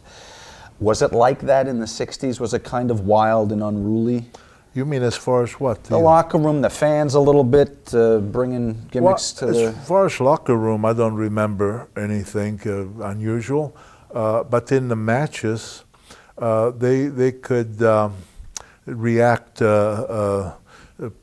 pretty violently at times, Good thing for me, I was okay there because Castillo, as you mentioned, he was a villain. They didn't care. And he was not Puerto Rican. I think he was Cuban. So you were able to still be babyface? Right. And so I had no problem. But I wrestled a lot of different guys over there, but a lot of them from here.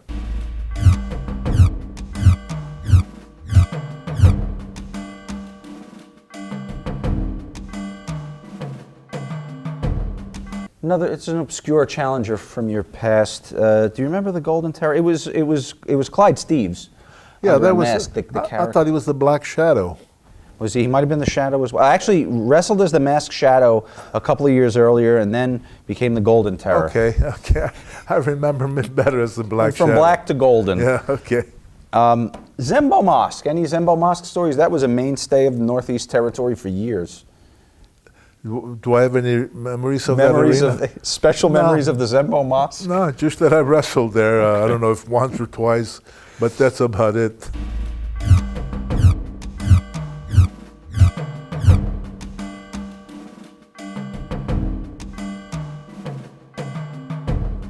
Prior to this feud, he was your tag team partner. Right. A few times, just not steady, occasionally. He had tagged with you, but then he turned on you. Yes.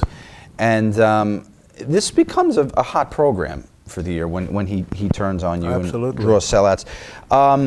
First, talk about the angle with the switch. Is it your idea, his, Vince's? How does it come about? Boy, I tell you, I honestly don't remember, but I believe that there was something that Vince and I discussed, and I think that was meant to be from the beginning when they first brought him in, because didn't think of we thought that he would be much more successful as a villain than he would as a babyface. How was he to work against? I liked Bill.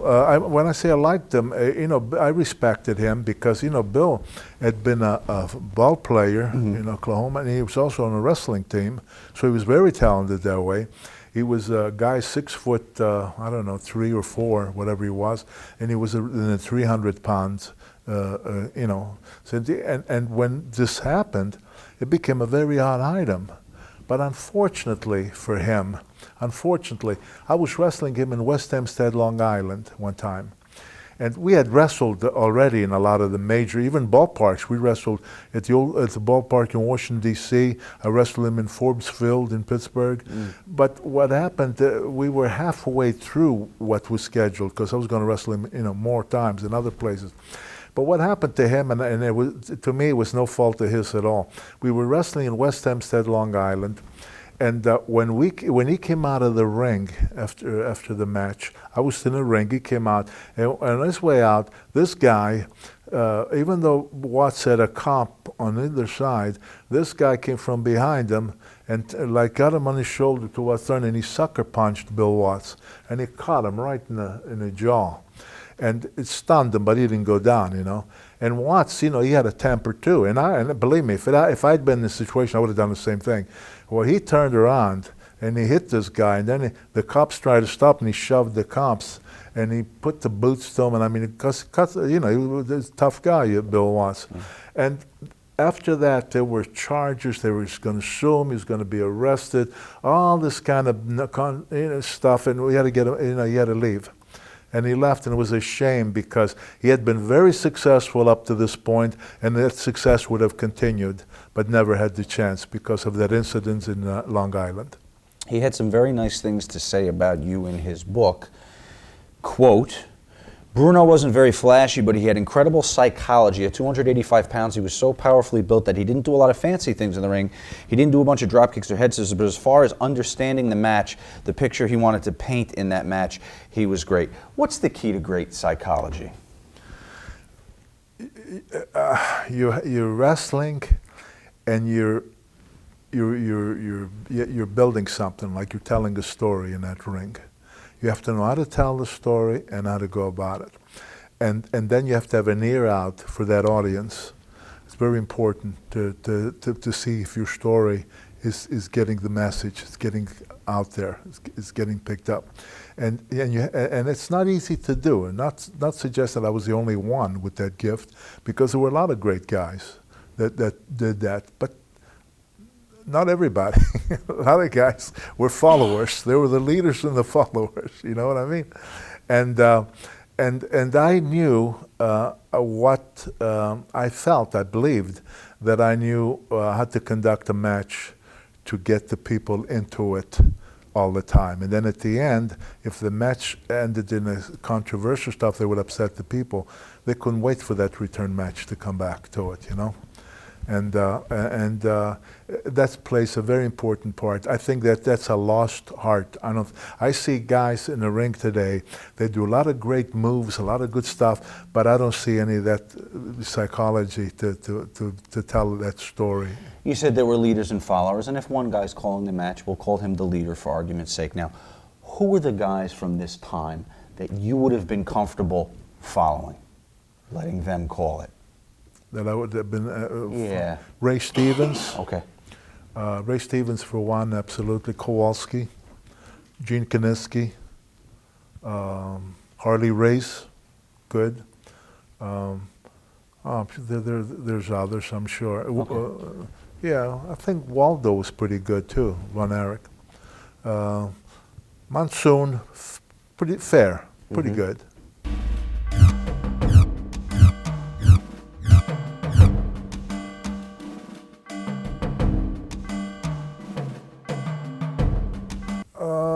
One of them was a really old, beat-up arena. The Capitol Arena. Capitol Arena. Yeah. It was really old and really looked like beat up and really needed a facelift in the worst way, you know. The other arena was different. You know, it was more kept. It was an upgrade. To yeah, move to upgrade and national. bigger. Okay. And bigger, so it made for a better look because you had bigger audience, and so on TV you could see it and it looked better than the other.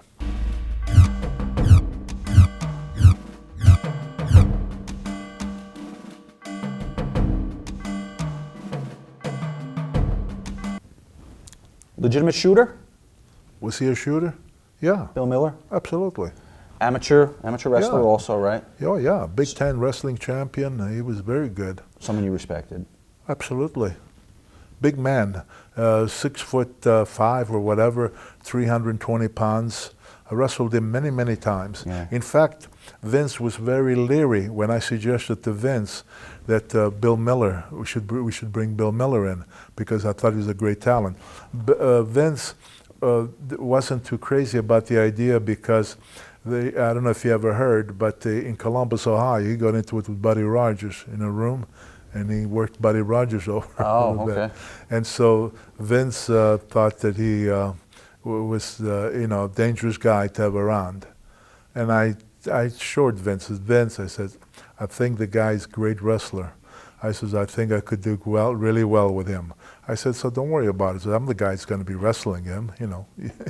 I said, don't worry about it. And so he said, well, again, I have to give Vince that much. He allowed me to do these kind of things. Right.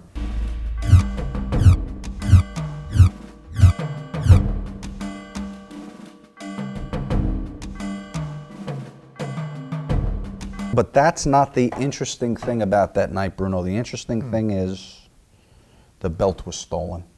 Oh, yes, okay. From a locked car, right? Yeah, Arnold Skolin's car. Near Times Square, right? What's we were going to the Spindle Top, met Vince McMahon, Sr. We were having, Vince said to me at the Garden, he said, Bruno, because I used to go to a restaurant, Italian restaurant called Del Somme, which was right down the street from there, great Italian restaurant. And Vince says, Bruno, tonight come to the Spindle Top because there are some people there that really want to meet you and get to talk to you. He says, and I've been promising them, so how about it tonight? And I said, yeah, okay. So Arnold, of course, was with me. I had my bag in his car, the suitcase, and was in the back seat of the car. Well, we didn't worry about it because in front of the Spindle Top, they had a doorman. So when we parked the car, we were comfortable because the doorman was there, and we told him, you're going to be here, right, for the car? The guy said, yeah. Well, it was one of those nights where everything dragged on inside. The doorman was way up past time and he was gone. When we come back out, the window of the car was broken. I guess that's how they opened it. And they took the whole suitcase with the belt and everything. And should have gone to Del Somme. Should have gone to Del Somme, right? Let that be a lesson to everyone out there. That's what happened.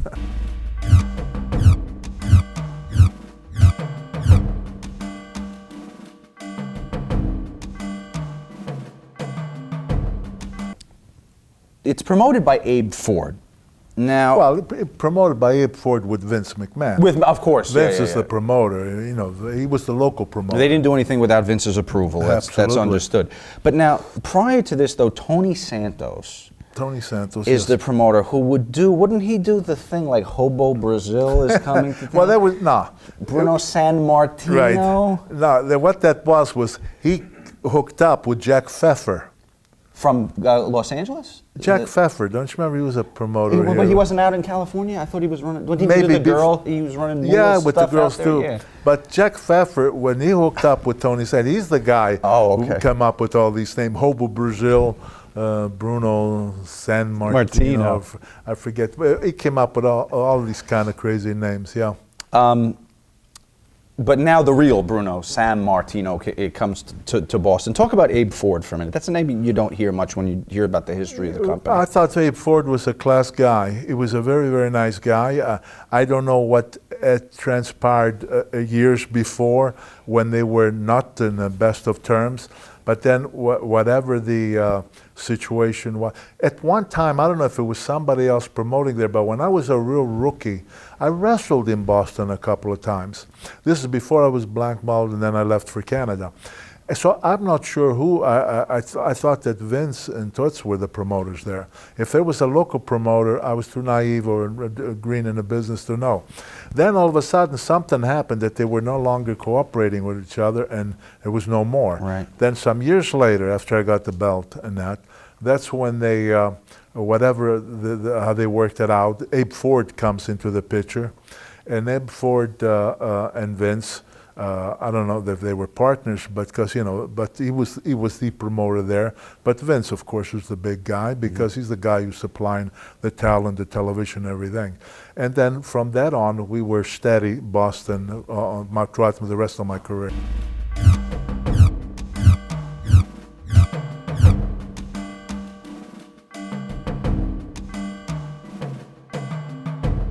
Can you spot a guy who has it? Who you say, oh, this is a guy I'm going to meet in 10 years in some capacity?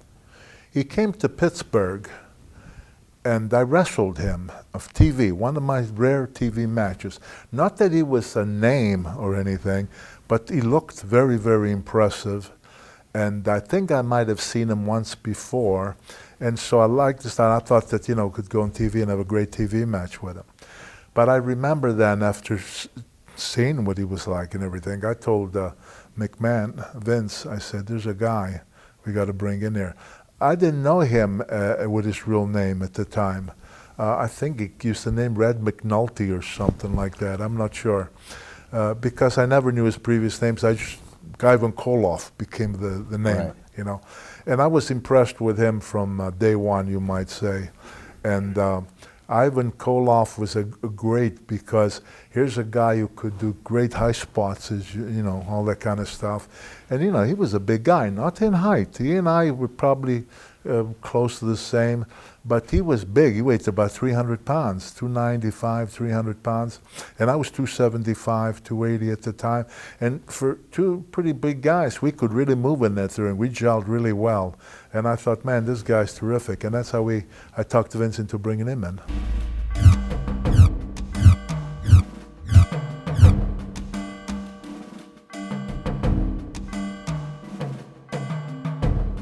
Were the midgets treated as equals in the locker room? By whom, you mean?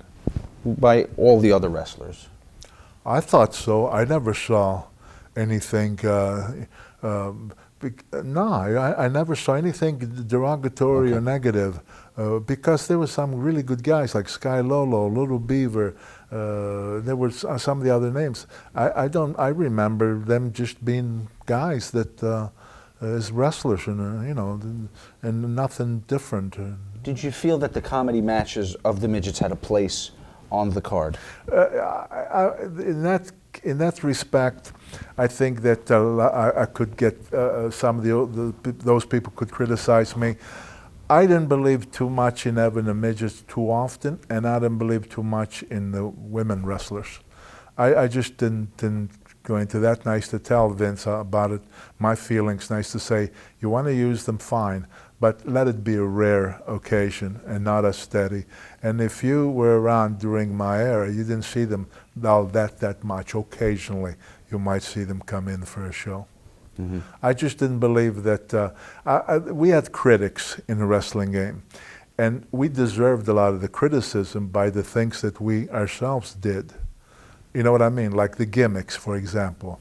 You mentioned this, the golden... The Golden Terror, the Wolfman. The Wolfman, stuff like that. I was never for any of these things. I said, that's inviting the criticism to our business. I was very strong and wanted to give the type of wrestling that I thought that would be credible to the people and even to the media, if it was possible. Right. It diminished from the athletic competition that was right, putting out exactly, there. yeah.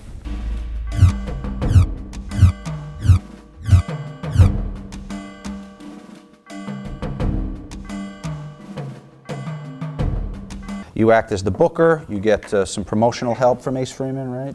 Ace Freeman, and I brought in the guy who started me out, Rudy Miller. Miller, right, okay. Right. Is this a separate entity from the WWF? Well, the WWF had it. It was part of their territory. And Tootsmond was there, living there at the time, and Ace Freeman was more or less running the show. Vince didn't bother with that area. He allowed them to do what he did. But it was a disaster. They were losing money all the time. It was doing very poorly. At this stage, I'd been around 4 or 5 years as a champion. So I felt that I knew what the problems were. And Vince said to me one time, well, if you think, why don't you buy it? And I said, if I can, if it's reasonable. And he was reasonable in selling it to me. The deal I made, I think I paid him small, like $10,000, $15,000 up front, and then I was to give him 10% of the Civic Arena monthly, okay? And I really believed that I knew the problems, and the reason why I bought it was because I really believed that I could turn it around. What were the problems? The problem was Ace Freeman was a good guy, but like I say, everybody's got a different mentality about what's good and what isn't. Ace Freeman had the world champion, let's say whoever, I was the world champion, okay? Then he had the United States champion, he had the Southern champion, he had the TV champion, he had the Hungarian champion, he had the Canadian champion. Every match was a champion of some sort. It was a joke, nobody bought into it. So when I bought it, and I set Ace Freeman down, and Rudy Miller was unemployed at this time. He had a thing with McMahon and Tootsmond, mostly, and he was in the outs. So I felt bad because he had started me out, and he contacted me when he found out I got Pittsburgh, and he wanted to know if I could use him. So I said, yeah, Rudy. So I brought him to Pittsburgh, and him and his wife got a little apartment. And I had the meeting one day when I had the time while I was doing all this. I had to have a couple of days off because I wanted to make. And I got Ace Freeman. I said, Ace, you're free to stay here with me. I said, but there's going to be all changes, and it's going to be the way I say it. If you can accept that, fine. If not, feel free to go elsewhere. He says, what is it? I says, there's going to be no more champions. I said, there's going to be the world champion, which is me. I said, there's going to be the tag team champions, which at the time I think were the Kangaroos. I said, that's it. He said, geez, he said, you're taking away the people. I said, no, Ace, that's what killed this territory. That's why this territory. I said, Ace, what are you drawing? You're not drawing flies. Civic Arena with Buddy Rogers on top prior to him, I think. They drew 2,000 people. Place holds 19,000. Right. I says, everything is dead. I says, why do you suppose that is? No. I said, Ace, you're welcome to stay, but it's going to be 100% my way. Okay, he said, okay, but he thought I was wrong. But I did that, and started bringing in some of my own talent. But the only trouble is I'm so busy with my schedule. I'm traveling around, and I'm on the phone all the time telling Ace, here's who I want you to call, here's what I want you to do, here's the TV matches. At night, I'd be in my room, and I would work out my TV matches and all that kind of stuff. And it was very difficult. I did that for 7.5 years. And finally, I'd had it, I wanted out but I turned it around and made it very secure. Vince McMahon was pulling, he couldn't believe it. He said, what the heck? Because we had some sellouts. I'm not going to tell you every show was a sellout, no. But we had a number of sellouts, and we had a lot of great houses where maybe 1,000, 2,000 from a sellout, you know what I mean? We completely turned it around, and then somebody wanted to buy it off of me, and I sold it, I think it was around 1972 92, maybe, somewhere around Did there. Vince Sr. have a piece of that gate at any of your gates at all? You were functioning completely independent. You would appear there as the world champion, but that Yeah. was the only connection to WWF. That's it. Everything was mine.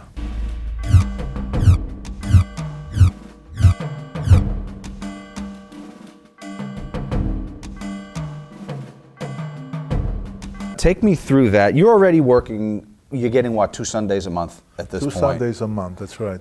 Now, when they first come to you with this idea to take the title and unify, you would have basically lost your freedom to ever go home. Well, first of all, they didn't even bring me into this thing. They were having meetings, and it was Vince, Toots Mond, I believe Willie Gilsenberg was involved in some of those meetings, along with Sam Mushnick right. and Bobby Bruns, and I don't know if anybody else. I know Luthez appeared in a couple of those meetings, but I was never invited. I was completely not in it involved, even though it was involving me, but I had nothing to do with it or anything. What was the problem? The problem was that they were negotiating back and forth. Sam Mushnick had certain territories he had to cater to, so he needed the champion X amount of days per month. Vince McMahon, who had all the biggest arenas in from the country, when you took the Northeast, all the biggest arenas were here per territory. Every place else, they'd have, like the San Francisco, would have the Cow Palace, or but that was it. The others were all secondary, smaller club. But Vince had all the big clubs. So Vince is negotiating with Mushnick, Vince and Toots and them. They're saying, no, well, we need the champion for X amount of days. So it was like Vince wanted me for like 19 days a month, and Mushnick wanted me 18 days a month. That's how they were going.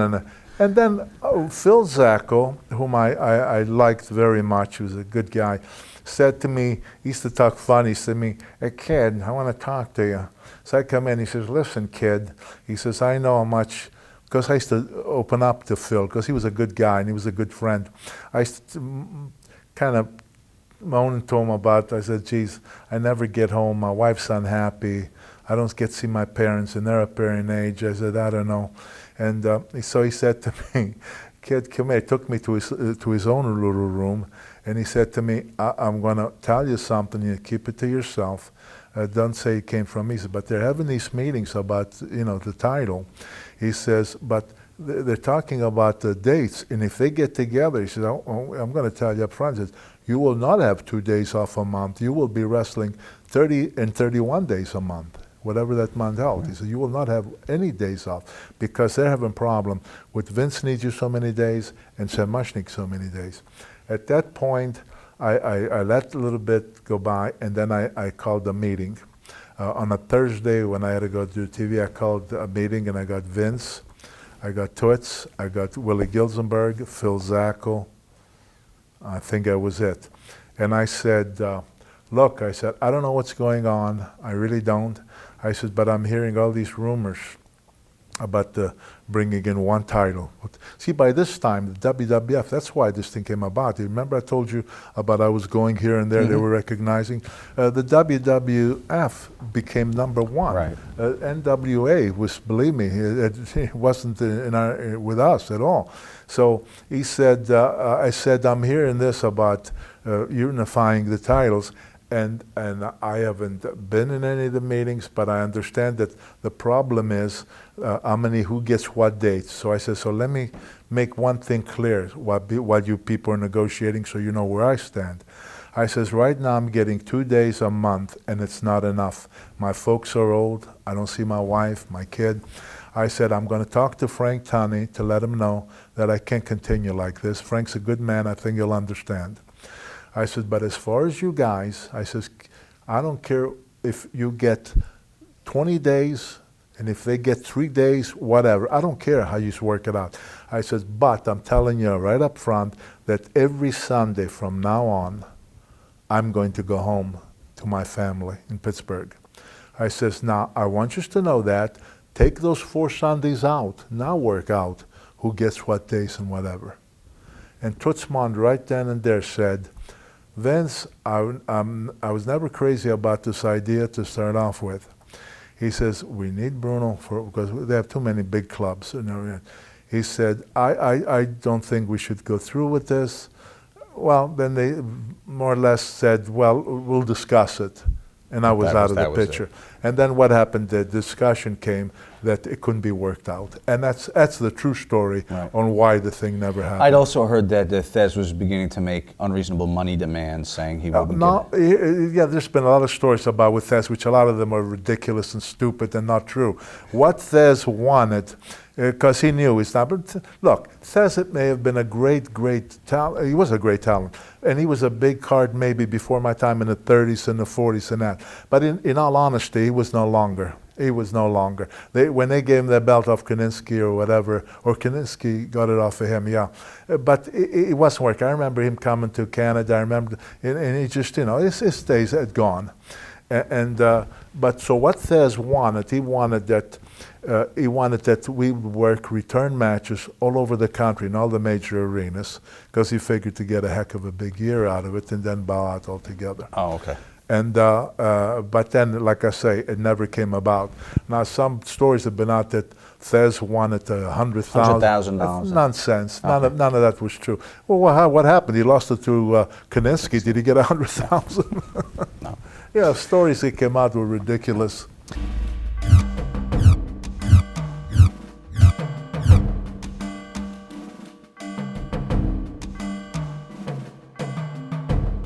How was Tony behind the scenes? Clown, good guy. I don't mean that in a put-down way. No. He was just a funny, crazy guy. He was like always kidding around, always clowning, always, but a good guy, good guy. But part of your crew? I had no crew. You didn't travel like certain guys you preferred to be on the road with? No, I never traveled with anybody. If I ever traveled with anybody, yeah, like if we went from Sunnyside Garden to New Haven, yeah, I'd go usually with Arnold Skoland, sometimes Angelo Savoldi, sometimes me, Dominic Danucci. Right. Cicluna? No. Never traveled with, regardless what anybody wants to say or claim or anything like that. It's all a bunch of bull when people say that they saw so-and-so with so-and-so. I never traveled with a heel anywhere, ever. Right. Wouldn't do it. Right.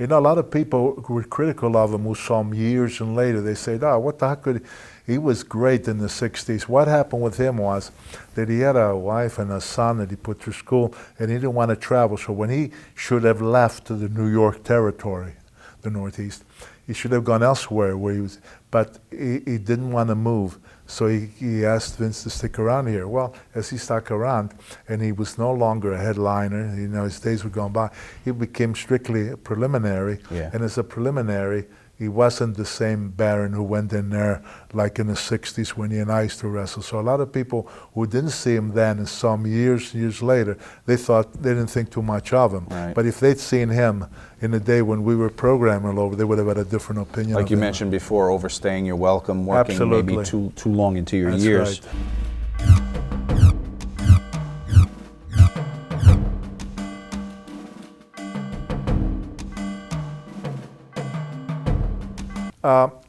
First of all, me and Parisi were wrestling. Who did you say? Cicluna and Miller. No, it wasn't Cicluna and Miller. It was Curtis Iokea and Bill Miller.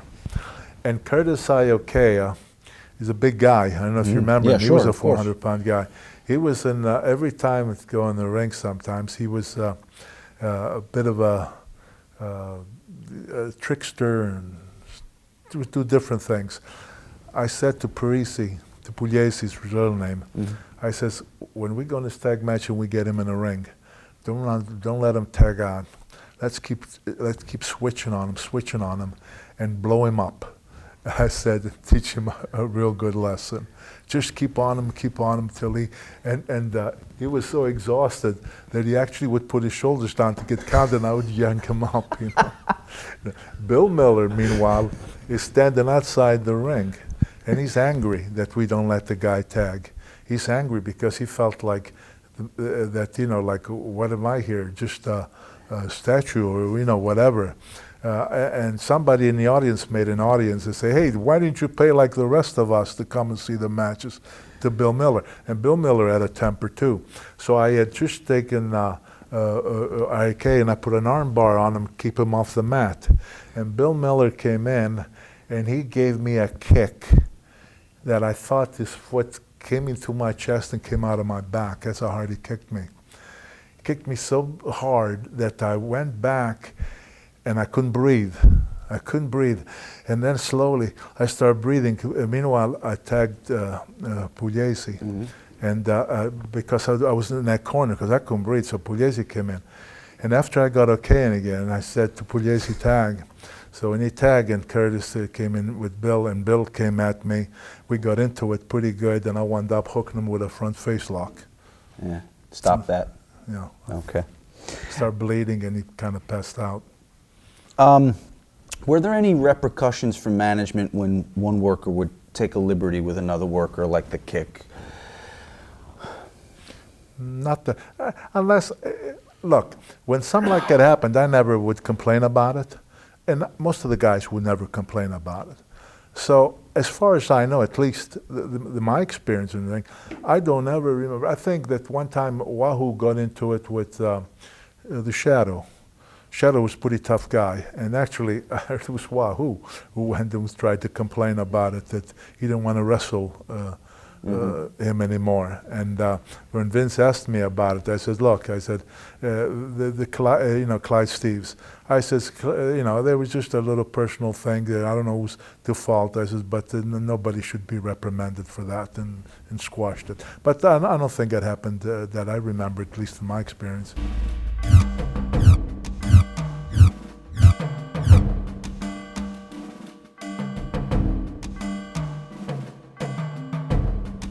Unfortunately, he and I didn't get along too well when he became a promoter. As a wrestler, okay, but as a promoter, because I always felt that when I went to wrestle for him, like for example, one time, I guess it was Miller and I, we packed the place. What arena was that? The Cobo Hall. Cobo Hall. Yeah. And I felt that I felt that the pay that they gave me was insulting. It was that bad, and it was really that bad. And I told Vince nicely. I said, Vince, and Vince was friends with him. The guy was friends with a lot of the promoters because he was a promoter himself at this time, even though he was still wrestling.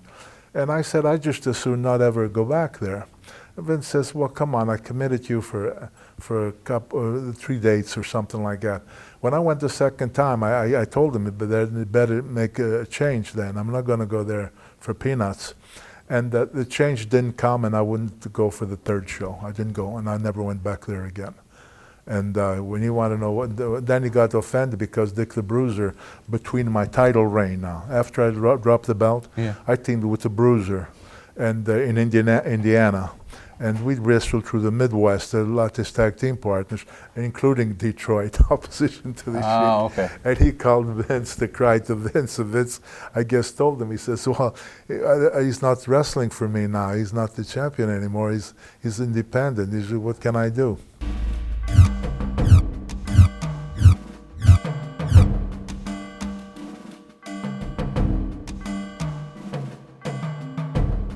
The Sicilian Beast. Okay, a name you don't hear very well. I don't hear very often. Tell me about the Beast. Well, barefoot wrestler, right? Barefoot. He was a very hairy guy, really hairy.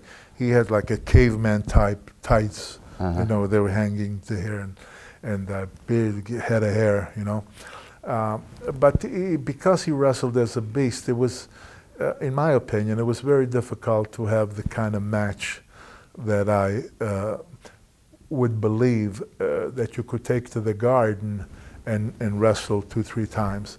I just didn't see that in him because he maintained that beast type guy who was strictly a beast type, not a wrestler type. And it was very difficult to, for me at least, in my case, to have really a good match with him. So we didn't take that match very far at all. And then he was strictly around Canada. He stayed. And unfortunately, he passed away at a very young age. Oh.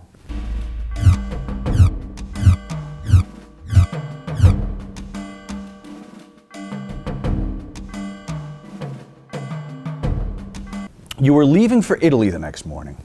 Oh. So your wife and 5-year-old David are in attendance. Oh, wow. True or false, I'm told this is the first time they see you wrestle live. Right. Yeah, my wife never came to the matches. You know, my son obviously not either. He was 5 years old. Right. Yeah, so they came to the Garden, yeah. I asked my wife, you've never seen me, you won't see me wrestle in Pittsburgh or anyplace else. This is Madison Square Garden, the most famous arena in the world. I think that now that the occasion's here, you should come, because this way you could see, and I wanted her to see just how the fans were with me. Yeah. You know, because he used to chant my name, Bruno, Bruno, all the time. And I wanted her, as my wife, naturally, I wanted her to experience this thing, and she did. What'd she say? Oh, for a while she got scared, because she said that she never heard, close to 20,000 people, so loud and so powerful. She said, my God, it was thrilling but scary. She says, what these people could do if they didn't like you, you know. Is David, this young, so impressed by the sport that he wants to do what Dad's doing? Well, he would say, and we took it in stride, he would say, I want to be like my daddy when I grow up. You know, he would say that, but we let it go, because, he's a 5, 6-year-old kid, Unfortunately, he stayed with that. Made you have to go back to color commentating in 1985.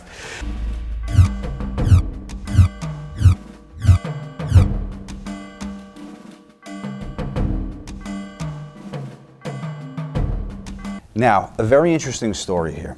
You have your photo taken with the Pope. Pope says, please don't use this for any publicity. Well, the Pope didn't say anything, but it's people. Yeah. Yet you have to go to a lot of channels before you actually get with the Pope. And when it was agreed, because Monsignor Fusco was his name, out of New Kensington, which is outside of Pittsburgh, who was a fan, and then we became very good friends. He was very powerful in Rome. And he has set up this audience with the Pope. Naturally, we couldn't believe it. We were thrilled, and that's why my wife and my son. So we went through all kind of different channels. When you got to Rome, you had to meet with this, you had to meet with that. And then I was advised, it says, look, you're a professional wrestler. When you meet with the Pope, there will be photos that we know you'll want to have for memories. But you have to make a promise that these photos cannot be used to enhance your career, for publicity or anything like that. This is very special, very serious. And I gave him my word. I said, my God, I would never do that if you don't want me to. I said, but for me and my family and my kids, as they grow up, to know this, I said, absolutely, you don't have to worry about that. Unfortunately, after that audience with the Pope, Vince saw nothing wrong, because I told him about it. I told him that I couldn't show any photo. But I don't know if he told Ray Morgan or somebody, but Ray Morgan, they didn't mean anything bad by it. They thought it was a great thing. And they said Bruno had a private audience with the Pope. Bruno, his wife and his son. Well, some of the media people said, yeah, here we go, in wrestling, Right. And they went by it. And in fact, in Pittsburgh, which they always wrote favorable on me, but this one particular time, they even knocked and they said, yeah, I'm sure he had a private audience with the Pope, but it's a secret. No, they can't show it. And it was hard for me, but when I retired, I had that photo, boy, and I took it to them. Not to use. I said, this is what you people criticize me because I kept my word. That's what I was going to say, how frustrating that must have been. It was. To not just to prove it to them, say, leave me alone, Yeah. But the picture was used plenty after I retired, in telling my story and all that kind of stuff.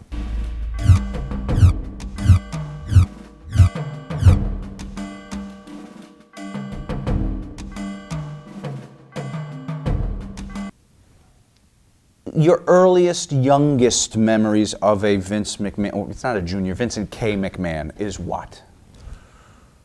Well, you mean after he got into business as a just your first time you shook Vincent K.'s hand.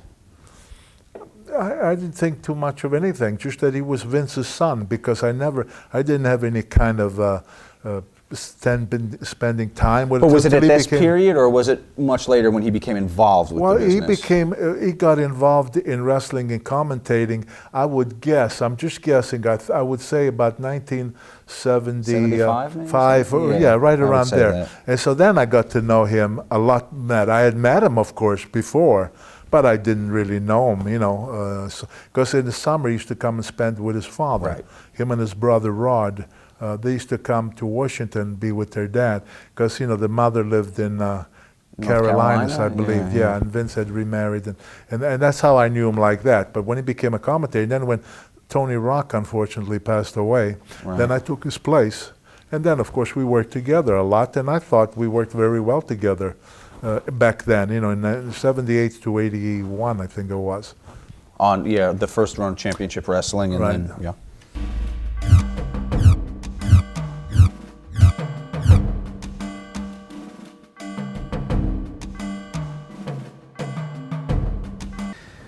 Your famous match against Baba, the 60-minute match in Japan. Did you like spending time in Japan? In the beginning, because it was so new and so different from anything that I'd ever seen. But like anything else, when you go back and back and back and back, then it, you know, you just want to go do your thing and go home, get out, you know. Right. The fans, very, very different than U.S. fans in their absolutely back then. I don't know about today, but back then they were polite. Like I'd wrestle Baba. Baba was their hero, and Baba would get a much better reaction. But when they announced me, they gave me a polite, you know, like that. But no boos, you know, back then. They didn't boo you. I thought they were pretty, and they respected you tremendously.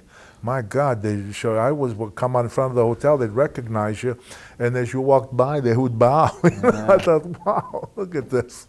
It's very unique. How'd you like the food over there? Well, in the beginning I didn't, because I didn't like the sushi, you know, the raw fish. And in places we went to, especially in Hokkaido, North Japan, you better like it, or you're going to be in trouble. So I didn't like it at all. I had to have a beer before I would touch any of that stuff, but I was so hungry. I was a big guy then, and I had to eat. But as time went on, I got to like it. Now, every now and then, I go to a sushi bar in Pittsburgh, a nice restaurant, Japanese restaurant. They call it the sushi bar, but and they do sushi, and I go there once in a while. I like it.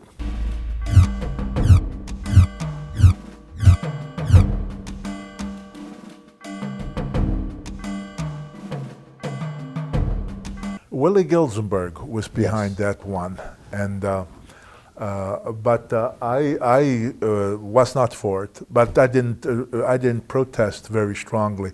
I said, this guy's a baseball player, and I said, he doesn't know nothing about wrestling. It's not like he had a wrestling background. As far as I knew, he had no wrestling background. I said, he really don't belong. I really don't remember, when I was asked about it, I really don't remember the whole thing, what happened at the end, but it didn't happen. No. Yeah, but I don't know why. I was just wondering if it was ever a serious attempt to bring him in, or if this was just something to get some press. No, there wasn't. I don't think so. They didn't pursue it very long at all.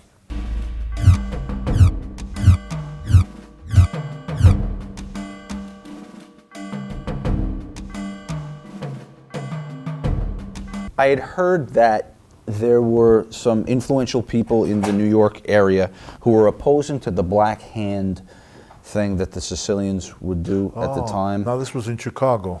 I was in Chicago. They got and they were advised that they should stop. They were advised very strongly, saying, if you don't knock that off, you're going to get a more or less a visit from somebody. So we recommend that you drop that, and immediately. And they dropped it.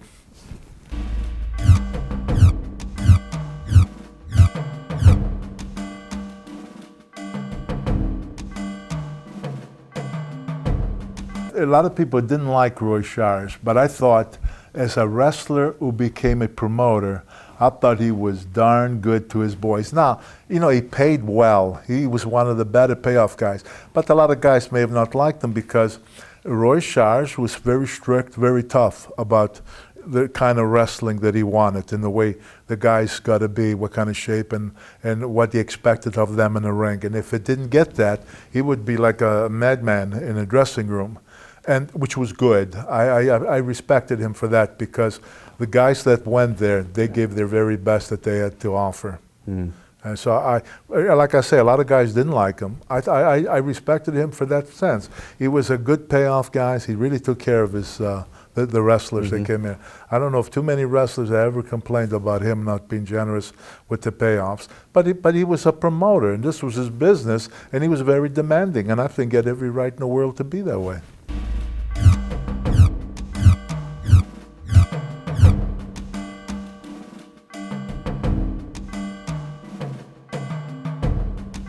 When I went to Australia the first time in 1966, I met Dominic.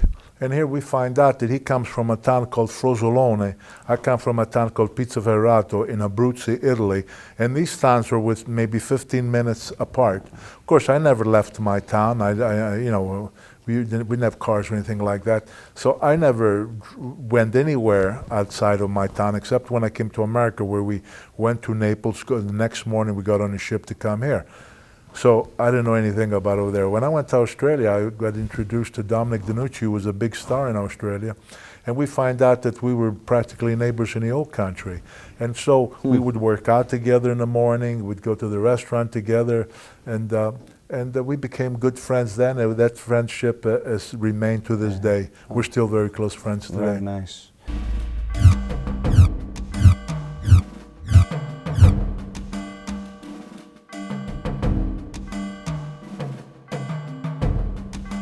It was impressive, but for me, I like the old garden, just like the old Boston garden, because how different they were. This new garden is a beautiful place and all that, but it spreads out like this, if you know what I mean.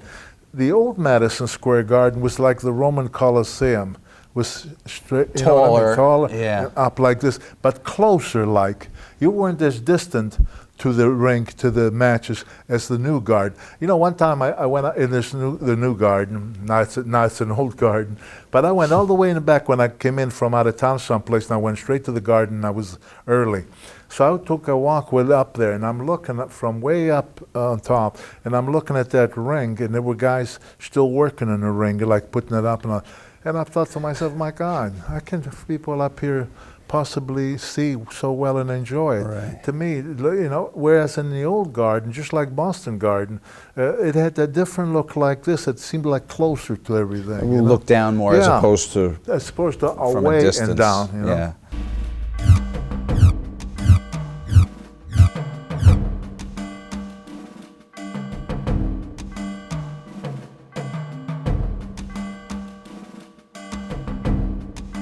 Well, I don't know if it's the part about Gotch. I knew Gotch trained him, but I don't know If he was behind that he was behind any of that. I like to think not.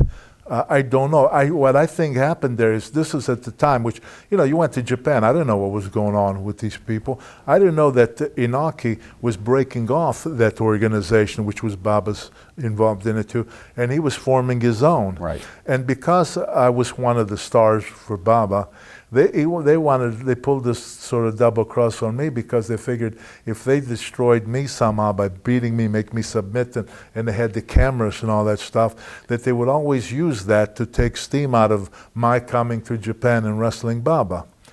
So whether Gotch, that's honestly I never heard that, okay. but he did. You know, I'm wrestling him and everything, and he puts on the submission hold on me. And I caught on because he's really put on the juice, as we say. And when I caught on what was going on at that time, and not bragging, but I was a very strong guy, and I was pretty powerful, and I was able to break my way through it. And then I really got to him. I did a pretty good number on him, and he managed to reach out to Baba. And then that's right, it's true. Not only would he never come back in the ring, but I never, you know, had anything to do with him after that ever. And you didn't work for him again. Was it more out of your allegiance to Baba, or because of that, or both? Yeah, that was a touchy thing for Vince Sr., because later, when Baba took over, I kept allegiance with Baba. I respected Baba. Baba was a very, very honorable man. He really was.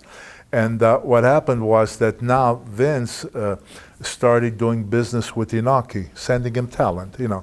And they had a good deal, I'm sure, going. But not look bad for Vince, because here I am going for the Baba organization, and he is booking for the Inaki organization. Right. And some of the Japanese promoters came here, and they had a meeting with Vince, and they said, you know, Bruno going for Baba, it hurts us. It's not good for us. He wrestles for you. He says, you gotta it's like stomp him. And so Vince had a meeting with me, and it was a good meeting. I mean, it was no holler and screaming or anything like that. But I explained to Vince, I said, Vince, I said, you gotta remember that I was wrestling for Baba way before you start booking for Inoki. You also know that I don't like Inoki. That's known. I said, I cannot be that kind of a guy who's gonna quit Baba to go for whom I respect tremendously, to go for a guy that I don't care for at all. I said, I just can't do it, Vince. I'm sorry, but I won't do it.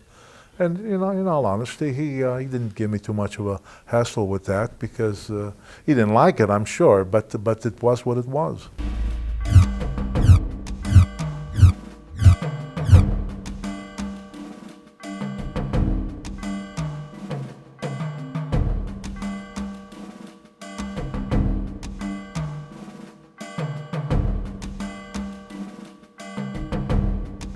Was it unwise for him to continue to pay big houses like that until he got TV back? I felt that it was very unwise, and in fact, I was the guy who was criticized by some of the outsiders. They're saying, see, he don't draw anymore. Well, there was no TV. We had no TV at all. And so when we first lost the TV and we ran the first show, which we had some TV coverage just before we lost it, we did great. Then the next show we had no TV. There had been nothing on TV. The house had dropped in half. Right. And I said to Vince, we had a little meeting, I said, Vince, it dropped in half. The next show, it's going to drop another half from that half. I said, we're going to come down to... He said, Bruno, he said, I have to keep my word. Vince felt he needed to keep his word with Madison Square Garden. He had a contract with them to run X amount of shows and so forth. And he said, I can't break my word with the Garden. I said, but Vince, if you explain to the Garden that we lost the TV, and without the TV to advertise, to introduce the opponents and all that kind of stuff, it won't work. I says, the Garden is a pretty powerful organization, I imagine. I didn't know any of the chiefs in the Garden. I says, maybe they can help you to get some TV.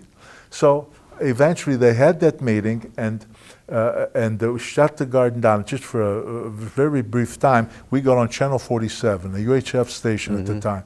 Now that was a Mickey Mouse station. Yet after being on there for 1 month, I came back with Ramos or whoever, and we sold the place out, the New Garden. So a lot of people were critical of me, saying that I wasn't drawing anymore. But again, you always have critics. But the facts are the facts. We lost the TV, and we survived that. The guys have followed me with the titles. They never had these problems. We had, besides losing the TV, we had another problem. Einhorn came in opposition to us in New York. Eddie Einhorn, and he brought in all kinds of great talent. And Vince was very concerned about all that. And I kept talking to him. I was talking to Vince every day. I said, Vince, I wouldn't worry about it. I said, we're going to drive these people out. And we did.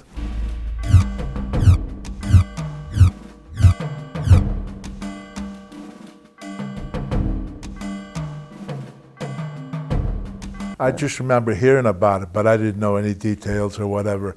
I don't know if Jerry had just flipped out because of the loss of his mother, whom everybody loves, or whether he was messed up because Jerry had problems. He was a very heavy drinker, and he was always intoxicated that way. I'm not suggesting that that's what happened that night. I have no idea, but I did hear that that's what happened. But I know when my mother died, I know I fell apart. I went to pieces. So people react differently with such tragedies, So I don't know the circumstances of that night, but I did hear that story.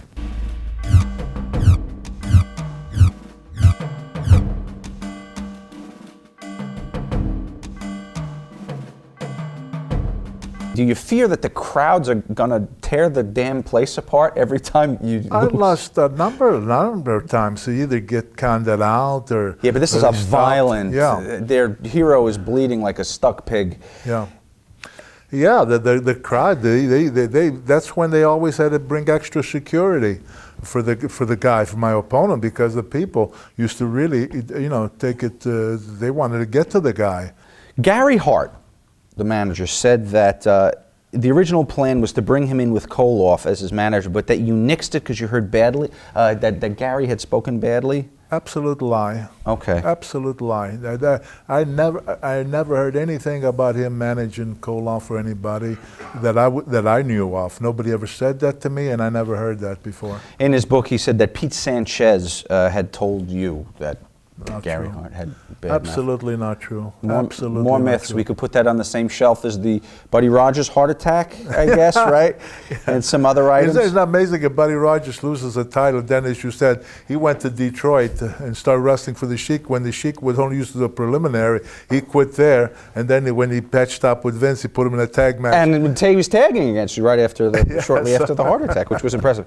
Bruno, thank you so much for the trip down memory lane. I think it's important from a historical standpoint to have people like you tell us these stories firsthand, and I'm sure the fans appreciate it as well. Well, thank you, Sean. I enjoyed it. I enjoyed the whole interview. And you're a guy who's well informed. You impressed the heck out of me. I didn't know.